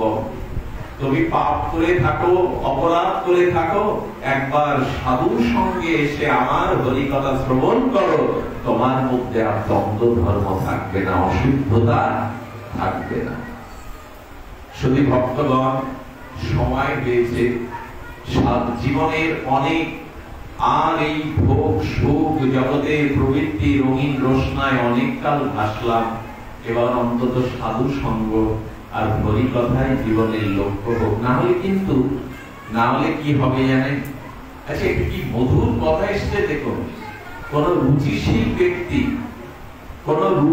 ব্যক্তি দেখবেন মলমূত্র যেখানে ত্যাগ করে, জায়গাটা যদি অশুদ্ধ হয়, নোংরা হয়, সেখানে অনেক ভদ্রলোক ব্যক্তিও মলমূত্র ত্যাগ করেন না। যদি মলমূত্র ত্যাগের বিষয়ে এরকম বিচার থাকে, যারা সদাচারী বা একটু যারা পরিচ্ছন্ন, ভগবান তখন বললেন ওইখানে মলমূত্র ত্যাগ করতে চাও না, এটা একবার ভেবেছো তোমার এই দেহটা ত্যাগ করবে কোন জায়গায়? কোথায় তোমার দেহ? রাস্তাঘাটে? কোথায় তোমার দেহ ত্যাগ হবে? এই বিচারটা আমরা করি না। অথচ মলমূত্র ত্যাগ করতে গেলেও আমরা স্থানে বিচার করি, আর আমার দেহটা কোথায় পড়বে বিচার করি না। একটু সাধু সঙ্গ করুন, একটু সাধুকে হরিকথা শুনুন। আমি নিশ্চিত আপনাদের লিখে দিতে পারি, এই দেহ যেদিন ছাড়বেন সেদিন আজকের এই সাধু সঙ্গ, আজকের এই হরিকথা প্রসঙ্গ একটু সামনে স্মরণে এলেই আপনার পরম গতি হয়ে যাবে। এই দেহ অন্তরানন্দিত হয়ে যাবে। ভগবান সতর্ক করে বলেছেন, না না, এবার অন্তত সাধু সঙ্গ, হরি প্রসঙ্গ, হরিনাম গ্রহণ করো। কারণ দেহটা যেখানে সেখানে যে কোনো ভাবনায় পড়লে কিন্তু গতি, কি বলেছেন ভগবান, মৃত্যুর সময় যদি কারো কামের চিন্তা আসে, সারা জীবন ভোগ করেছে, আচ্ছা কামের মতো ক্ষমতা তার ইন্দ্রিয়ে নেই, মৃত্যুর সময় শিথিল হয়ে যায়, চোখ কান নাক মুখ দেহ যায় কিনা? আচ্ছা মৃত্যুর সময় যদি কারো কামের চিন্তা, কামনার চিন্তা জাগে, তার ইন্দ্রিয় বা দেহ সামর্থ্য কি কাম ভোগ করবার? একটা ইন্দ্রিয় কখনো বিদ্ধ হয় না, জড়াগ্রস্ত হয় না, শিথিল হয় না, তার নাম মন। এইটুকু জেনে যান, মন কিন্তু অনেক জন্ম ধরে মরলেও মন কখনো বিদ্ধ, মন কখনো শিথিল হয় না, মরার সময় ও জেগে থাকে। মনে যদি মৃত্যুর সময় কারো কামের চিন্তা আসে, এটা কোনো মন গড়া কল্পিত সিদ্ধান্ত নয়, ভাগবত সিদ্ধান্ত। আগামী জন্মে সে পতিতা হয়ে জন্মাবে। কি সর্বনেশে কথা, গায়ে ভয় হয় না মা? আচ্ছা শাস্ত্রে বলেছে, কোন পুত্র কন্যা স্নেহ মমতা বুকে নিয়ে যদি স্মরণ করতে করতে কেউ মারা যায়, ছোট পুত্রটা বুকে কাঁদছে, ওর প্রতি মমতা এলো, আপনি দেহ ছেড়ে দিলেন, বললেন শূকর হয়ে জন্মে। কারণ পৃথিবীতে যত প্রাণী আছে, শূকরের বাচ্চাকে শূকর বেশি স্নেহ করে, মমতা করে। বললেন পুত্র কন্যার প্রতি মমতা স্মরণে এসে যদি মৃত্যুবরণ করে, দেহ ছাড়ো, শূকর হয়ে বাচ্চাদেরকে মমতায় পালন করতে হবে। মনে করতে পারেন আমাদের ভয় ধরানোর কথা কেন বলছে, এটা ভাগবত বলছেন। আচ্ছা গীতায় তো বলেছে, জমজল পাপী সরলা ভবন্তে ত্যাগে অন্তে কলে বরান তম তম বৈদি কন্তেও সদা তদ ভাব ভবিতা। ফাঁসির আসামিকে সংবিধান একটা ইচ্ছা পূরণের সুযোগ দেয়, দেয় না? শেষ ইচ্ছা, তোমার শেষ ইচ্ছাটা ফাঁসি বাদে শেষ ইচ্ছাটা তুমি বলো পূরণ করে কিনা, যদি সেটা আইনগত হয়। তখন ভগবান বললেন, আমি একটা সুযোগ দিয়ে দিলাম, মৃত্যুর সময় তুমি যেরূপ চিন্তা করতে করতে মরবে, ওইরকম গতি আমি তোমায় দিয়ে দেব। আমাদের কি চিন্তা আসবে? এই দেখুন কি বলছেন, যদি কেউ টাকার চিন্তা করতে করতে মারা যায়, ধন সম্পত্তি, আপনি লিখে নিয়ে যান। ভাগবত বলছেন স্বল্প হয়ে সে জন্মাবে এবং মণি রত্ন যেখানে আছে খনিজ সম্পদ ওখানে পাহারা দেবে, কুণ্ডলী পাঠিয়ে পাহারা দেবে। আচ্ছা কেউ যদি বাড়ির চিন্তা করে মারা যায়, বলেন ওই বাড়িতে কুকুর হয়ে, ষাঁড় হয়ে, পাখি হয়ে ওই বাড়িতে পাহারা দেবে সে। এর প্রমাণ চান? জড় ভরত, যার নামে আজকের এই ভারতবর্ষ, তিনি যৌবনেই রাজ্য ত্যাগ করেছিলেন, স্ত্রী পুত্র ত্যাগ করে জঙ্গলে তপস্যা করেছিলেন। সেই জড় ভরত মৃত্যুর সময় হরিণের চিন্তা করায় তিনি হরিণ শাবক হয়ে জন্মেছিলেন। ভাগবত বলছেন, মৃত্যুর সময় কারো যদি তুলসীর কথা মনে পড়ে, মৃত্যুর সময় যদি কোনো সাধুর চরণের কথা মনে পড়ে, মৃত্যুর সময় যদি গীতার কথা মনে পড়ে, আর হরিনাম মনে হলেই তো, গীতার কথা মনে হলেও তো, গঙ্গার কথা মনে হলেও তো তার পরম কল্যাণ হয়ে যাবে। এই জিনিসগুলো, এই তুলসী, সাধু, বৈষ্ণব, হরিনাম, এগুলোর কথা মনে আপনার আনবে কি করে যদি সঙ্গ না করেন, শ্রবণ না করেন? বাবা সঙ্গ শব্দের অর্থ কি? সঙ্গ মানে সাথী না, যে সাথে সাথে চলে কাকে বলে সাথী। আর সঙ্গ কাকে বলে? যে বস্তুর প্রতি করি, আপনার মনের আসক্তি আছে, তাকে বলে সঙ্গ। সঙ্গ শব্দটার উৎপত্তি হলো আসক্তি। সঙ্গ কখন হবে? সাধু সঙ্গ করলে, সাধুর প্রতি যদি আপনার মনের আসক্তি জন্মায়। আসক্তি তো জন্মায়।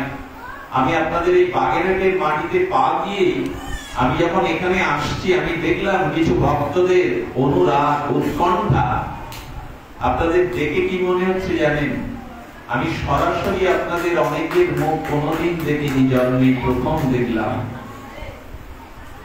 না, ওই বাচ্চাগুলিকে তো সরানোই গেল না। কারা ওরা?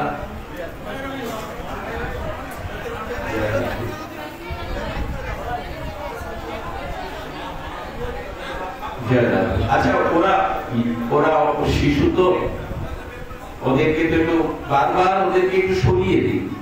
জয় নিতাই গৌর প্রেমানন্দে।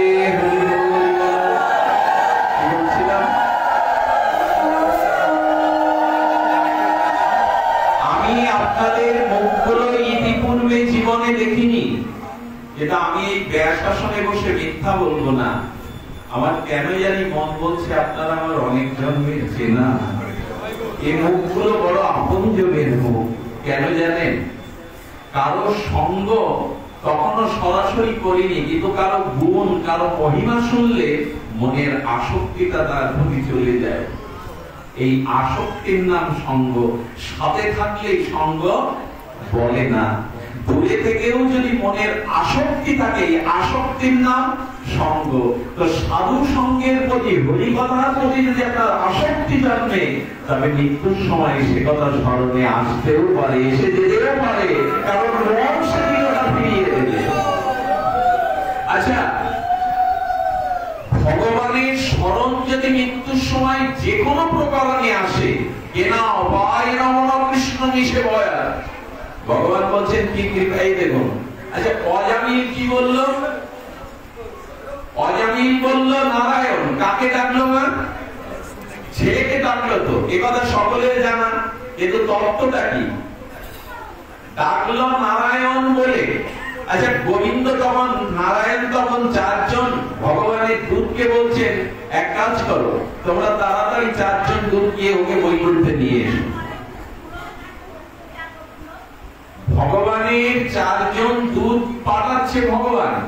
আচ্ছা, দূতগণ ফিরে বলছেন, ভগবান অপরাধ নেবেন না, ও যে অজামিল পাপী নারায়ণ বলছে, ও আপনাকে ডাকছে না, ওর নিজের ছেলেকে ডাকছে, এটা তো আপনি সর্বজ্ঞ জানেন, আমাদের পাঠাচ্ছেন কেন? এই দেখুন কেমন সামর্থ্য গোবিন্দ। ভগবানের কত স্বভাব কৃপা করবার, শুধু কৃপা করবার জন্যই তিনি আপনার আমার দিকে তাকিয়ে আছেন। পার্শ্বদগণ বলছেন, ও ছোট ছেলে নারায়ণকে ডাকছে, আপনি পাঠাচ্ছেন তাও চারজনকে কেন? বলে নারায়ণ নামটা 4 অক্ষরে, আমার এক একটা অক্ষরে আমার এত কৃপা হয়েছে ওর উপরে, দয়া করে আমি 4 জনকেই পাঠাচ্ছি, যাও 4 জন কাঁধে করে ওকে নিয়ে।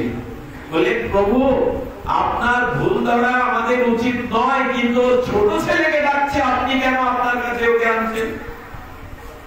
সর্বজ্ঞ ভগবান বললেন, আচ্ছা আমার একটা প্রশ্নের উত্তর দাও। ভগবান তার প্রিয় পরিকর্তে জিজ্ঞাসা করছে, আচ্ছা মেনে নিলাম ও ছোট ছেলে নারায়ণকে ডাকছে, ঠিক আছে, আচ্ছা ওই নারায়ণের জন্ম কবে? 5-7 বলছে, প্রভু 10-12 বছর আগে ওর জন্ম হয়েছে। বলে আমার জন্ম কবে? বলে ব্রহ্মাও জানে না, শিবও জানে না আপনার জন্ম কবে। আচ্ছা ভগবান বললেন, ওর যে ছোট ছেলে নারায়ণ, ও কতদিন বাঁচবে জগতে? বলে প্রভু ধরে নিলাম 100 বছর। তারপরে? বলে তারপরেও মারা যাবে, ও দেহ নাশ হয়ে যাবে। বলে আমি কতদিন বাঁচবো? বলে প্রভু আপনি তো অনাদির আদি, আপনি তো অনন্ত, ব্রহ্মাণ্ড লয় হয়ে গেলেও আপনার লয় নেই, ক্ষয় নেই। তা আপনি বললেন তাহলে আমি বড় না ওই নারায়ণ বড়? আরে ভগবানের কি কৃপা দেখুন, বলছে ওই নারায়ণ বড় না আমি বড়? ও তো মরে যাবে, 10 বছর আগে জন্মেছে, 100 বছর, আর আমি তো অনাদিকালে। আচ্ছা বলো তো ওই নারায়ণ বড় না আমি বড়? পার্শ্বদ বললেন, প্রভু এই প্রশ্ন কেন করছেন? আপনার সমতুল্য তো ব্রহ্মা শিবাদিও না, আপনি কেন এই প্রশ্ন তুলছেন? বললেন তাহলে যে বড় হয়, যে শ্রেষ্ঠ হয়, তার বেশি কর্তব্য থাকে। ওর ছেলে নারায়ণকে ডাকছে, কিন্তু আমার নামের সাথে মিল আছে, তাই আমি ওকে কৃপা করে আমার কাছে আনছি। আমি শ্রেষ্ঠ, আমি বড়, আমি যদি ওকে কন্যা দেই কে দেবে? আহারে, জানেন এই কথাটা ছিল গুরু মহারাজের মুখে রাধাকুণ্ডে শুনেছিলাম। আমি 10 মিনিট স্তব্ধিত হয়ে গেছিলাম। আমাদের সনাতন গোস্বামী রমণ গ্রন্থ বৃহৎ ভাগবতামৃত, তাতে গোপ কুমারের চরিত্র। গোপ কুমার যেদিন নাম জপ করতে করতে বৈকুণ্ঠে গেল, সেদিন বৈকুণ্ঠের অধীশ্বর নারায়ণ ছুটে এসে জড়িয়ে ধরে বললেন, আমি কতকাল প্রতীক্ষায় আছি, তুমি কবে আমার কাছে আসবে? গুরু মহারাজ আস্বাদন দিচ্ছেন, পৃথিবীতে প্রতিটা জীবকে যেমন ভগবান পাঠিয়েছেন ঘরে ফেরার জন্য, মা যেমন প্রতীক্ষা করে, সন্তান বাড়ি ফিরতে বিলম্ব করলে মা যেমন না ঘুমিয়ে পায়চারি করে আর উদ্বিগ্ন সতৃষ্ণ নয়নে পথের দিকে তাকায়, খোকা এলি, তেমন এক একটি জীবের জন্য, সন্তানের জন্য গোবিন্দ এরকম অপেক্ষা করে বসে আছে, কবে আমার কাছে তুই আসবি, কবে ঘরে ফিরে আসবি? আচ্ছা বাবা, হাসপাতালে রোগশয্যায় কোন সন্তান 2-3 দিন রোগশয্যায় পীড়িত হয়ে পড়ে আছে, মা ঘুমায়? ডাক্তার বলেছে ঘুমাবেন না, ওর যেটা প্রয়োজন একজন জেগে থাকবেন, অন্য সময় ঘুমিয়ে এলে মা ঘুমায় না। মা চোখের জল নীরবে অশ্রু ফেলে আর মাথায় হাত দিয়ে বলে, খোকা কবে মা বলে ডাকবি, কবে সুস্থ হয়ে বাড়ি ফিরে যাবি খোকা? বললেন, পৃথিবীর কোটি কোটি মায়ের স্নেহ মমতা এক করলেও ভগবানের হৃদয়ে জীবের জন্য যে করুণা, তার তুলনা করা যাবে না। আমরা কামনা বাসনা রোগের রোগী, এই জগৎরূপ হাসপাতালের বেডে শুয়ে আছি কামনা বাসনা রোগী হয়ে। কোটি কোটি মায়ের স্নেহ বুকে নিয়ে গোবিন্দ বললেন, কবে ফিরে আসবি আমার কাছে, কবে কবে ভগবান ছেড়ে আমার কাছে তোরা ফিরে আসবি? গোপ কুমারকে দেখে স্বয়ং নারায়ণ বললেন, আমি তোর জন্য অপেক্ষায় ছিলাম, কবে তুই আমার কাছে জানিস? ভগবান বলছেন, আমি তোর জন্য কাঁদতাম। আরে বাবা, গুরু মহারাজ বলছেন প্রতিটি জীবের জন্য ভগবান কাঁদে, কবে ও আমার হবে, কবে আমার কাছে ফিরে আসবে? এমন দলদিকে আমরা স্মরণ করলাম না। বাবা, একটা কথা বলি, যদি আমি মারা যাই, অন্ত্যেষ্টিক্রিয়ার শেষ যাত্রায় আমাকে কাঁধে তুলে নিয়ে চিতায় যখন পুড়িয়ে দেবে না, পোড়ানোর পরে দেখবেন একটা মাটির কলসি ওই 4 ফুটের মধ্যে রেখে ভেঙে দিয়ে কি বলে মা? বলে কি, ওদিকে কেউ ফিরে আর বলে কি না? কেন বলে জানেন? টাকাগুলো তো ব্যাংকে সিন্ধুকে থাকলো, স্ত্রী চৌকাট পর্যন্ত এলো, গ্রামের রাস্তা পর্যন্ত এলো, আর বন্ধু বান্ধবরা শ্মশান পর্যন্ত এলো বটে, কিন্তু পুড়িয়ে দেওয়ার পরে, কলসি ভাঙার পরে বলে ওদিকে কেউ ফিরে তাকিও না। ভগবান তখন ওপার থেকে বলছেন, এই দেখ, কোন বন্ধু বান্ধব পিতা মাতা আর তোর দিকে ফিরে তাকাবার মতো কেউ নেই।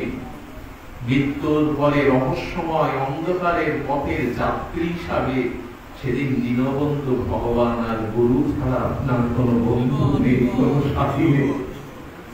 আমায় বলুন না, মৃত্যুর পরে 4 ফুটো ভেঙে দিয়ে বলবে ওদিকে কেউ তাকিও না, ঘরে ফিরে চলো। ভগবান ওপর থেকে বলবেন, আমি দীনবন্ধু হয়ে তোর জন্য অপেক্ষা করছি, আয় ঘরের ছেলে, ঘরে আয়। তার কথা ভাববেন না, তার চিন্তা মনে করবেন না যে ওপারে দাঁড়িয়ে হাত বাড়িয়ে আছে, ঘরের ছেলে ঘরে আয়। ভগবান বললেন, আমি তোর জন্য কাঁদতে কাঁদতে চিন্তা করলাম, গুরু কৃপা ছাড়া তো গোবিন্দ পায় না, তাই আমি গুরু রূপ জয়ন্ত হয়ে তোকে দীক্ষা দিয়েছিলাম। আমি হরিনাম হয়ে তোর কানে প্রবেশ হয়েছিলাম, আমি গীতা ভাগবত শাস্ত্র হয়ে তোকে জ্ঞান দিয়েছিলাম, আর আমি বৈষ্ণব রূপে সাধু রূপে তোর কাছে গিয়েছিলাম, আর আমি বৈকুণ্ঠে অপেক্ষা করছি হাত বাড়িয়ে, কবে ঘরের ছেলে ঘরে আসবি, আয় আমার কাছে আয়। এমন দীনবন্ধু হরিকে যারা ভালোবাসে না, এমন দিন মৃত্যুর পরে তো কেউ এগিয়ে দেবে না আমায়, কেউ তো ওপারের পথ চিনিয়ে দেবে না সেদিন এই অন্ধকার পথে। ওদিন ভগবানই হাত বাড়িয়ে বলবেন, তুই ওই ঘরের মানুষ না, ওটা তোর বিদেশ, আয় আমার ঘরে, আয় আমার কাছে আয়। এত করুণাময় যিনি, কৃপাময় যিনি, তাকে স্মরণ করলাম না আমরা। কিন্তু এই স্মরণটি আমাদের এই চেতনাটি ফিরিয়ে দেবে। তাই গোপকুমারকে দেখে কেঁদেছিলেন, আর ভগবানের আমার ছিল গুরু মহারাজের কণ্ঠটা তখন রুদ্ধ হয়ে গিয়েছিল। গুরু মহারাজ ভক্তিতে তার কণ্ঠ যেন সর্বঙ্গ হয়ে বলল, প্রতিটি জীবের জন্য ভগবান কাঁদেন, কবেও আমার কাছে ফিরে আসবে। শুধু আমরা তার দিকে তাকালাম না। তো আমাদের যেন এই কথা মনে পড়ে, অন্তত শেষের দিনে দেহটা যাতে যে কোনো চিন্তায় পড়ে না যায়। মলমূত্র ত্যাগের জন্য যদি উপযুক্ত শুচি শুভ্র না থাকলে মলমূত্র কোন ভদ্রলোক ত্যাগ করতে চায় না। যদি মলমূত্র ত্যাগের স্থানের বিচার করেন, তবে দেহটা কি ভাবনায় পড়বে, বিচারটাও তো আসা উচিত। সেই ভাবনাটা আসতে পারে যদি দীনবন্ধু ভগবানের গুণকীর্তন শ্রবণ কীর্তন করা যায়।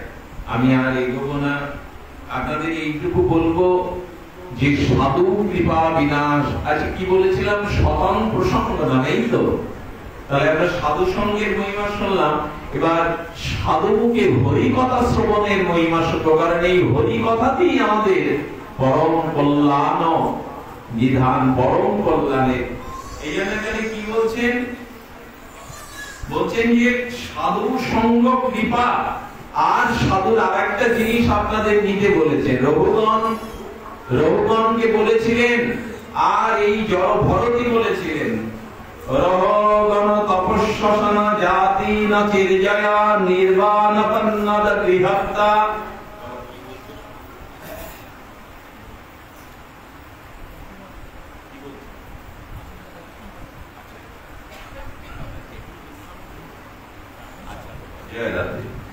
না ছন্দ সনৈব জলাগ্নি সূর্য বিনা মহত পদরাজ অভিষেক। আপনারা কষ্ট পাবেন না, উনি বলছেন আরো একটু হরি কথা বলতে। আমি তবু এগোবো না, আপনারা দূর থেকে এসছেন, অনেকে ফিরে যাবেন, আমরাও এসেছি অনেক দূর থেকে। তবে এইটুকু নিবেদন করি, এই প্রার্থনা শুনুন, ন ছন্দসানৈব জলাগ্নি তপস্যা বিনা মহত পদরাজ অভিষেক। যতদিন না আপনি সূর্যের তপস্যা করলে, বহুবিধ তপস্যা করলেও, আপনি নির্বাণ মুখে বহুবিধ তপস্যা যদি করেন, মহৎ পুরুষের, সাধু পুরুষের চরণ ধুলি যতদিন গায়ে না মাখলে, স্নান না করবেন, ততদিন ভক্তি জন্মাবে না। মহৎ চরণ রাজে অভিষিক্ত হতে হবে, তবেই কিনা প্রেম ভক্তি হবে। বাবা বলে দিয়েছেন বারবার, মহতের চরণ রজ কৃপা বিনা হবে না। এই জন্য কি বলেছেন, ভক্ত পদজলিয়ার ভক্ত পদজল। এই অক্ষরগুলো একটু লিখে নিন মনে। কবিরাজ কৃষ্ণ গোস্বামীর অমৃত অক্ষর সমান অক্ষরে লিখে দিয়ে গেছেন। ভক্তি কিসে হবে, ভক্ত পদদলিয়ার ভক্ত পদজল, এইগুলি পাওয়া যাবে। যতই যুক্তিবাদী হন, যতই বিজ্ঞান মনস্ক হন, এইগুলো এড়িয়ে গিয়েই আমাদের সর্বনাশ হয়েছে। ভক্ত পদদলিয়ার ভক্ত পদজল, ভক্ত ভুক্ত অবশেষ তিন মহাবল। সাধুর চরণ ধুলি, সাধুর চরণ বিদগ্ধ জল, আর সাধু ভুক্ত প্রসাদ উচ্ছিষ্ট মহাপ্রসাদ, এই তিনটি হলো মহাবল। বাবা যুক্তি তর্ক এখানে আনা যাবে না। যুক্তি তর্ক এ দিয়ে কখনো প্রেম ভক্তি পায়নি, পাবেও না কখনো। এই তিন সেবা হইতে কৃষ্ণ প্রেমা হয়। ভক্ত পদধূলি, ভক্ত পদধৌত জল, আর ভক্ত ভুক্ত অবশেষ, বলেন এই তিন সেবা হইতে কৃষ্ণ প্রেমা হয়। প্রেম কিসে হবে, ভক্তি, এই তিন হইতে কৃষ্ণ প্রেমা হয়। পুনঃ পুনঃ সর্বশাস্ত্রে প্রকারিয়া কয়, দীপ্ত কণ্ঠে সব শাস্ত্রে বলেছে, এই তিনটি জিনিস ব্যতীত তোমার ভক্তি হবে না। এই তিনটি জিনিস ব্যতীত ভক্তি হবে না। তাতে বারবার করি শোনো ভক্তগণ, তাতে বারবার করি শোনো ভক্তগণ। বারবার বলছেন, বারবার কেন? যাতে আমাদের বিশ্বাস আসে, এই তিনটে জিনিসের প্রতি অকৃত্রিম শ্রদ্ধা আসে আমাদের। কি বলছেন? তাতে বারবার করি শোনো ভক্তগণ, বিশ্বাস করিয়া সেব এই তিন সেবন। বিশ্বাস করিয়া করো এই তিন সেবন, বিশ্বাস করো, শ্রদ্ধার দ্বারা এই তিন সেবন করো। তিন হইতে কৃষ্ণ নাম প্রেমের উল্লাস। আচ্ছা বাবা, প্রহ্লাদের বিষ অমৃত হলো কিনা? মীরাবাইকে দেওয়া রানার বিষ অমৃত হলো কিনা? তো ভগবানকে স্মরণ করলে যদি বিষ অমৃত হয়, তাহলে সেই ভগবানকে যারা বুকে নিয়ে ঘুরছে সেই সাধুর চরণ ধৌত জলে কেন প্রেম ভক্তি হবে না? বিষ যদি অমৃত হয়, আসলে সমস্যা কি? আমি আপনাদের একটা ঔষধের কথা বলে যাই। একটা দার্শনিক কথা মনে পড়লো। আচ্ছা, নেকুল এবং সর্পের লড়াই দেখেছেন না আপনারা অনেকে? নেকুল মানে কি না? বেদি। বেদি আর সর্প যখন তুমুল লড়াই করে, সর্পটা কিন্তু বেদিকে দংশন করে, কিন্তু তবুও নেকুল বেদি সহজে মরে না, বরঞ্চ উল্টে সবটাকেই কেটে দেয় নেকুল। দেয় তো বাবা, পুরোনো দিনের মানুষ যারা, আপনারা বলতে পারবেন। এখানে একটি রহস্য কথা শুনুন। আচ্ছা, বিষাক্ত সাপের ছোবলে নেকুল বেদিটা মারা যায় না কেন? বিষক্রিয়া হয় না কেন? বললো ও তাড়াতাড়ি বিষ শোধন করে নেয়। কি করে নেয় জানেন? ছোবলটা মারার সাথে সাথে ওর জানা আছে, ও জঙ্গলের মধ্যে গিয়ে, বাগানের মধ্যে গিয়ে যে শিকড়টার সংস্পর্শে বিষটাও শোধন হয়ে যায়, ওই শিকড়টা মুখে নিয়ে এসে সাপকে কেটে দেয়। আচ্ছা, এখানে একটা সংকেত এসছে, অপূর্ব সংকেত। ওই সাপটা হলো সংসার, কামনা বাসনা, আর ওই বেদিটা যদি আমি হই, তাহলে কামনা বাসনা, সংসার, সর্প আমাকে দিনরাত আঘাত করছে, কিন্তু ওই কামনা বাসনার আঘাত আমাকে মেরে ফেলতে পারবে না যদি ঔষধটা জানা থাকে। বেদিটা দৌড়ে গিয়ে ওই ঔষধের শিকড়টা তুলে জিহ্বায় নিল আর বিষক্রিয়া নষ্ট, বরঞ্চ উল্টে বেদি সাপটাকেই কেটে দিল। সেই ঔষধটা যদি শুনতে চান, তাহলে বলবো সাধুরূপ কাননে, সাধুরূপ বাগানে এই ভক্তের চরণ ধরি, ভক্তের চরণ ধৌত জল আর ভক্তর অবশেষই হলো সেই ঔষধ, যা মুখে দিলে বিষক্রিয়া নষ্ট হয়ে যায়। সেই চরণ ধরি যদি নেওয়া যায়, বিষক্রিয়া নষ্ট হয়ে যাবে। প্রেম ভক্তির মহারাজ নিত্যানন্দ আবেশমরতি নরোত্তম ঠাকুর কি বলছেন দেখুন।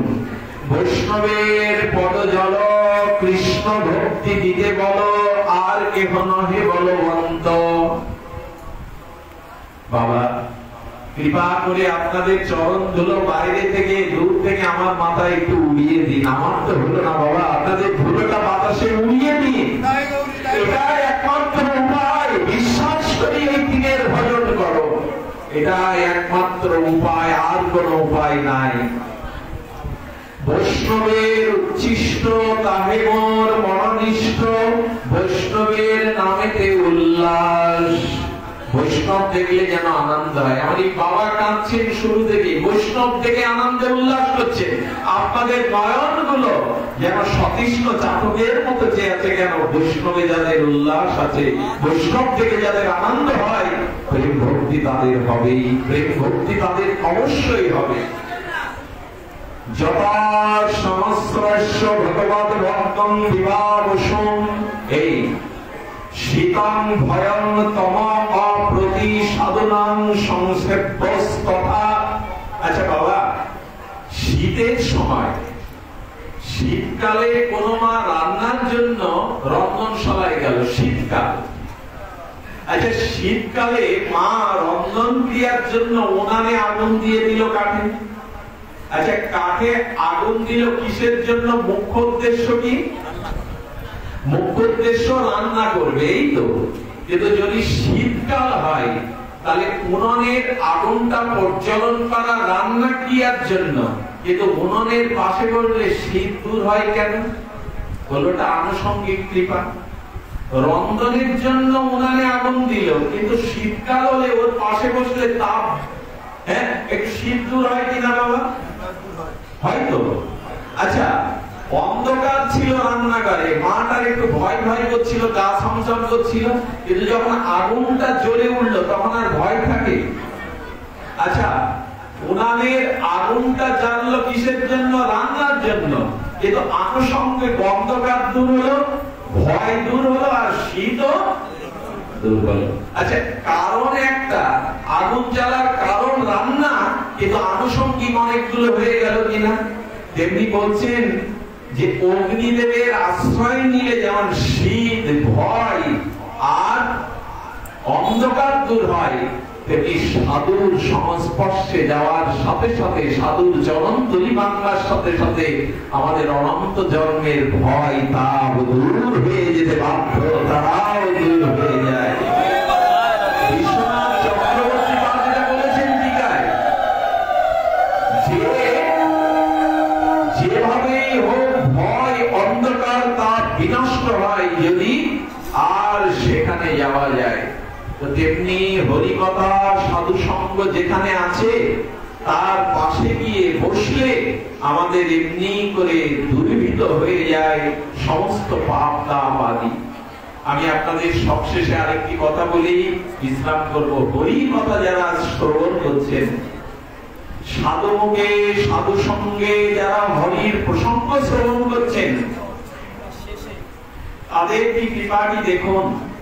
আমি আপনাদের ছোট্ট একটি ঘটনা বলি, রামচরিত মানুষের, আপনাদের আস্বাদিত হবে, হৃদয় জুড়াবে।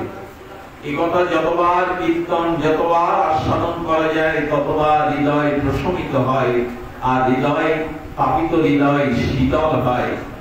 আচ্ছা, আপনাদের মনে আছে রাম জানকীকে নিয়ে, লক্ষ্মণ ঠাকুরকে নিয়ে চতুর্দশ বর্ষে পিতৃসত্য পালনের যখন বনবাসে যায়, গঙ্গার এপারে রামচন্দ্র, সীতামা, লক্ষ্মণ একটা রাত্রি যাপন করেছিলেন, গঙ্গার ওপারে যেতে পারেননি। আচ্ছা, ওই রাজ্যটা কার ছিল? নিষাদ রাজ, গুহক রাজ নিষাদের ছিল ওই রাজ্যটা। আর নিষাদের পুত্র গুহক চণ্ডাল এসে রামচরণ বন্দনা করে বলেছিল, প্রভু আপনি আমার কর্ণ গৃহে যাবেন না? বলল, না, আমি তো আজ সন্ন্যাস নিয়ে বেরিয়েছি বনবাসে, আমাকে গৃহে বাস করবার আমার ধর্ম নাই। তো গুহক চণ্ডাল কি করেছিল জানো? ঘটনাটা মন দিয়ে শোনো। ওইখানে সারা রাত ফুলের বিছানা করে দিয়েছিলেন গুহক চণ্ডাল, যে প্রভু যেন এই ফুলের উপরে একটু বসে, ফুলের বিছানা। আর বড় বড় ঘাসের, কুশের আসন তৈরি করেছিল, যাতে রাম সীতা এই কুশের আসনে একটু মাথাটা রাখে। প্রভু তো দামি জিনিস স্বীকার করবেন না, গৃহীত জিনিস স্বীকার। আজকে চিন্তা করুন ভগবানের কি মহিমা, উনি ঘাস দিয়ে, দুর্বা ঘাস দিয়ে কুশ তৈরি করে আর তার উপরে মাথা রাখবার অনুমতি দিয়েছিলেন। রাম সীতা ওই কুশের উপরে বিশ্রাম নিয়েছিল, কিন্তু লক্ষ্মণ জেগে জেগে দাদার চরণ সেবা করেছিল। আর ওই রাত্রে গুহক চণ্ডাল ওইখানে রামের মিত্র সারা রাত জেগে জেগে রামের মহিমা, রামের গুণ, রামের লীলা শ্রবণ কীর্তন করেছিলেন। আচ্ছা বাবা, ওর মধ্যে একজন ছিল, তার নাম কি জানেন? তার নাম হলো মাধব পাটনি। আমাদের দেশে যারা খেয়া পার করে তাদের বলে পাটনি, আর হিন্দুস্তানিরা তাকে বলে কিবট। ওদের ভাষায় তাকে বলে কিবট। একজন মাঝি মাধব পাটনি বসে বসে সারা রাত রামের গুণকীর্তন শুনেছিলেন, আর এই গুহক চণ্ডালের মুখে, ভক্ত মুখে হরিকথা শুনেছেন, রাম লীলা চরিত্র কথা শুনেছেন। যখন ভোরের আলো ফোটেনি, আমি বারবার মন্দিরে বলছি, ঘটনাটা বড় মার্মিক ঘটনা। সাধু কথা শ্রবণ করলে, ভগবানের লীলা কথা শ্রবণ করলে কি প্রাপ্ত হয় তারই এক দৃষ্টান্ত, জ্বলন্ত দৃষ্টান্ত। গুহক চণ্ডালকে এক পাশে ডেকে এনে এই মাধব পাটনি এই কিবট চরণে লুটিয়ে পড়ে বললেন, মহারাজ আপনার মনে আছে আপনি জঙ্গলে একদিন মৃগয়া করতে গিয়ে অসুস্থ হয়ে পড়ে গিয়েছিলেন, আমি আপনাকে জল বাতাস দিয়ে সুস্থ করে আপনার রাজ প্রাসাদে পৌঁছে দিয়েছিল। বলে হ্যাঁ কি বট, আমার মনে আছে। আচ্ছা সেদিন আমি তোমাকে কিছু দিতে চেয়েছিলাম, তুমি সেদিন চাওনি, নাওনি, গ্রহণ করনি। বলে সেই চাওয়াটা আজ আপনার কাছে চাইতে এসেছি আমি। জানেন, ছেঁড়া কাপড় পরা, একটা ভাঙা নৌকায় গঙ্গায় পারাপার করে, সংসারে কোনদিন জোটে কোনদিন জোটে না। সেই কিবট তখন বলছেন, সেই পাটনি তখন বলছেন গোয়াল চন্ডালকে, হে রাজা, সেদিন আমি আপনাকে অসুস্থতায় সেবা করে বর দিতে চেয়েছিলেন, আজ বর চাইছি। আমি সারা রাত জেগে আপনার মুখে রামচরিত রামলীলা শুনেছি প্রভু। হে রাজা, আমার একটাই অনুরোধ, আমার নৌকাটা সব থেকে ভাঙা ছিল, আর এই ঘাটে অনেক দামি দামি ময়ূরপঙ্খী নৌকা আছে। আপনার কাছে আমার যাওয়ার ঘাট তো আপনার। আগামীকাল সকালে 2 ঘন্টা কোন নৌকা এই ঘাটে থাকবে না, আমার নৌকা থাকবে, যাতে আমার ভাঙা নৌকায় আমার প্রভু পার হবে। এই বরটি আমায় দিন, যাতে আমার ভাঙা নৌকাতে রঘুপতি রাজীবন লোচন যাতে রাম পারায়, আর কোন নৌকা যেন 2 ঘন্টা আপনার ঘাটে না থাকে। মাঝিদের দুধ দিয়ে সংবাদ পাঠালেন, সকালে 2 ঘন্টায় কিবটের নৌকাখানায় ঘাটে থাকবে। রাম প্রভাতে উঠে আঙ্গিকাদি করে পিতামাতাকে প্রণাম করে লক্ষ্মণকে নিয়ে সীতাকে নিয়ে আর নদীর খেয়া ঘাটে। কিবট অনেক আগেই মাথায় ছেঁড়া কাপড়টা বেঁধে হাত মাজাতে রেখে কিবট অন্যদিকে ফিরেছিল, নৌকাটা একটু দূরে রেখেছে। কি লীলা দেখুন! রাম ভগবান গঙ্গার কিনারে গিয়ে হাত জোড় করে বলছেন, ওগো মাঝি ভাই, দয়া করে পার করে দেবে আমায়। কিবটের চোখ দিয়ে দরদর করে জল আসছে ওই দিকে ফিরে, কেন জানেন? এই জন্য তো তুমি রাম, এই জন্য তো তুমি ভগবান। কত বড় লোক এসে আর উপহাস করে, এই মাঝি কত রেডি, তাড়াতাড়ি পার করে দে। মাঝিকে বলে, এই মাঝি, রিক্সাওয়ালাকে দেখলে যেমন অহংকারী লোক বলে, এই রিক্সা যাবি, এরকম বলা উচিত নয়। প্রত্যেকেরই সম্মান জানাবার কথা। ভগবান না হলে এই ব্যবহার করতে পারে? ওকে ডাকছে, ওগো কিবট, তুমি দয়া করে আমাকে একটু পার করে দেবে। শুনেও কিবট শুনছে না, শুনেও উনি শুনছে না, ওদিকে তাকাচ্ছেন না। আচ্ছা লক্ষ্মণ ঠাকুরের তো একটু রাগ শরীর, উনি বলছেন কি প্রভু, আপনি ওকে সম্মান দিয়ে অনুরোধ করছেন পার করার, শুনেও আপনার দিকে।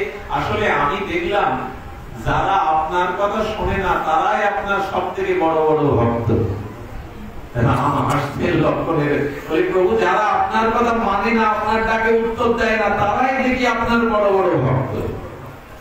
রাম তখন হেসে বলছে, লক্ষ্মণ, কোন দোকানদার সকালবেলা দোকান খুলেই ঝাড়ু দিয়ে জল দিয়ে যদি বাকি খরিদ্দার আসে, তাহলে দোকানদারের মন একটা কথা বলে ওঠে, আজ প্রথমেই বাকি খরিদ্দার, তাহলে সারাদিন ওই খরিদ্দারে আসবে বাকি চাইতে।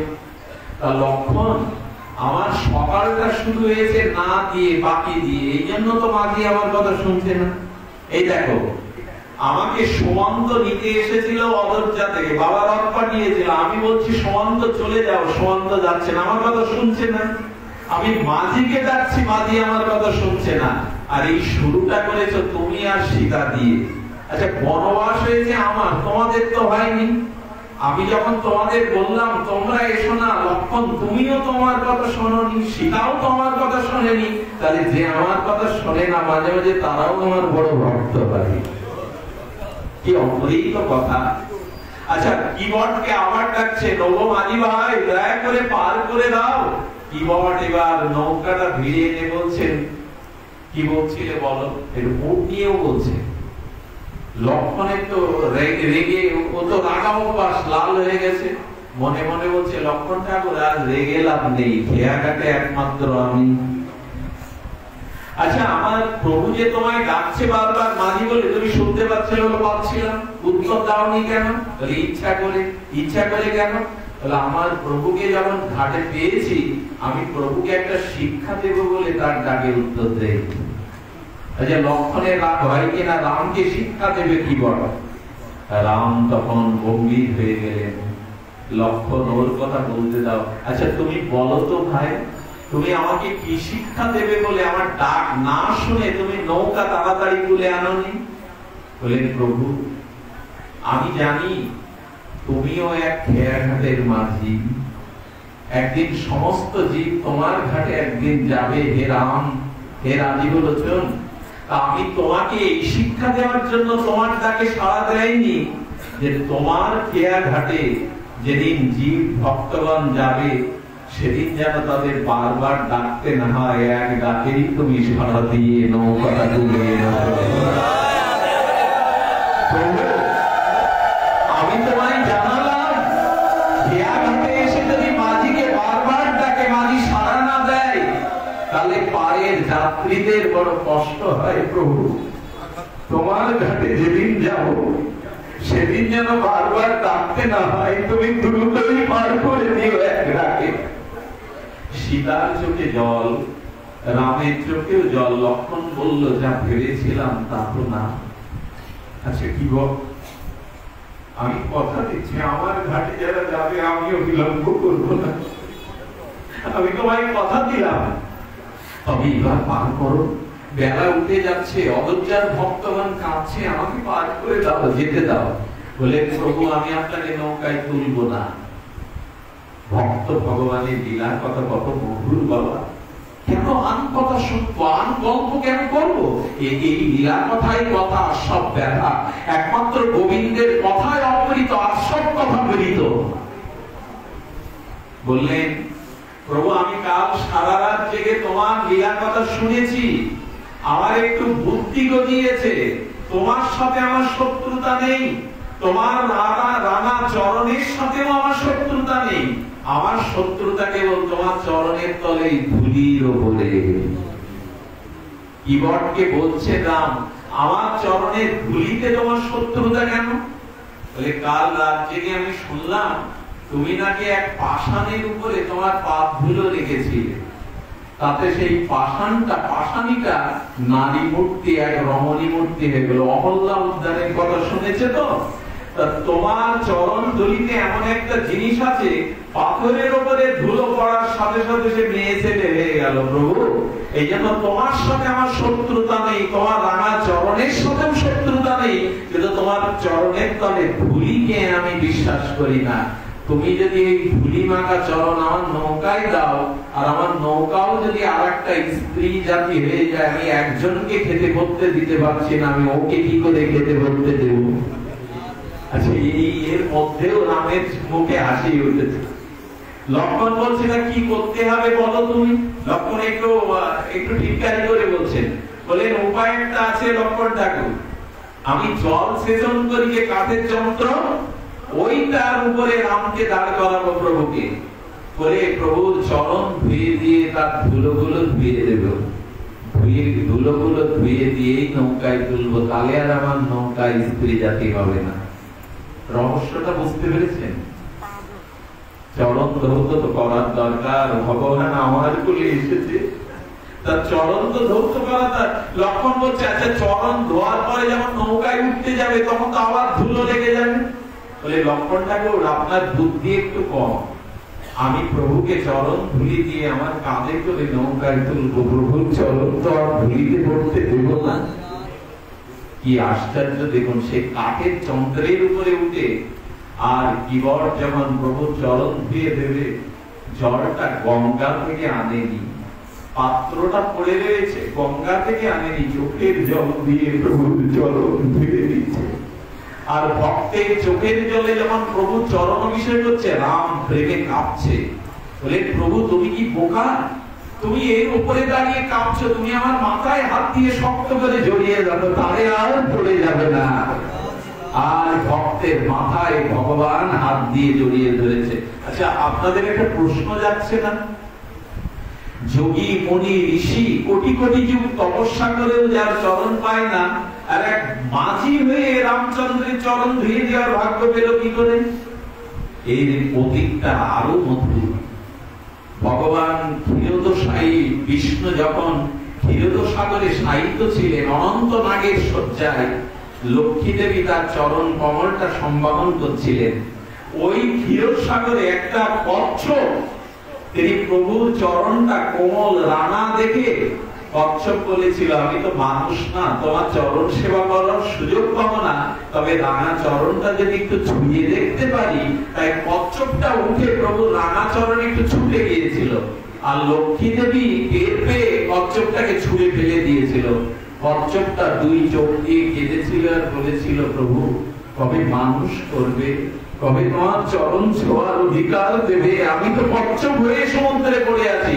সেদিন অনন্ত সজ্জায় ভগবান বলেছিল, রাম অবতারে তুই আমার চরণ পাবি, চরণ ধৌত করতে পারবি। এই সেই কচ্ছপটা যিনি প্রার্থনা করেছিলেন রামের রাতুল অতুল চরণে স্পর্শ করার, আর ভগবান তার সেই মনোবাসনা পূর্ণ করছেন।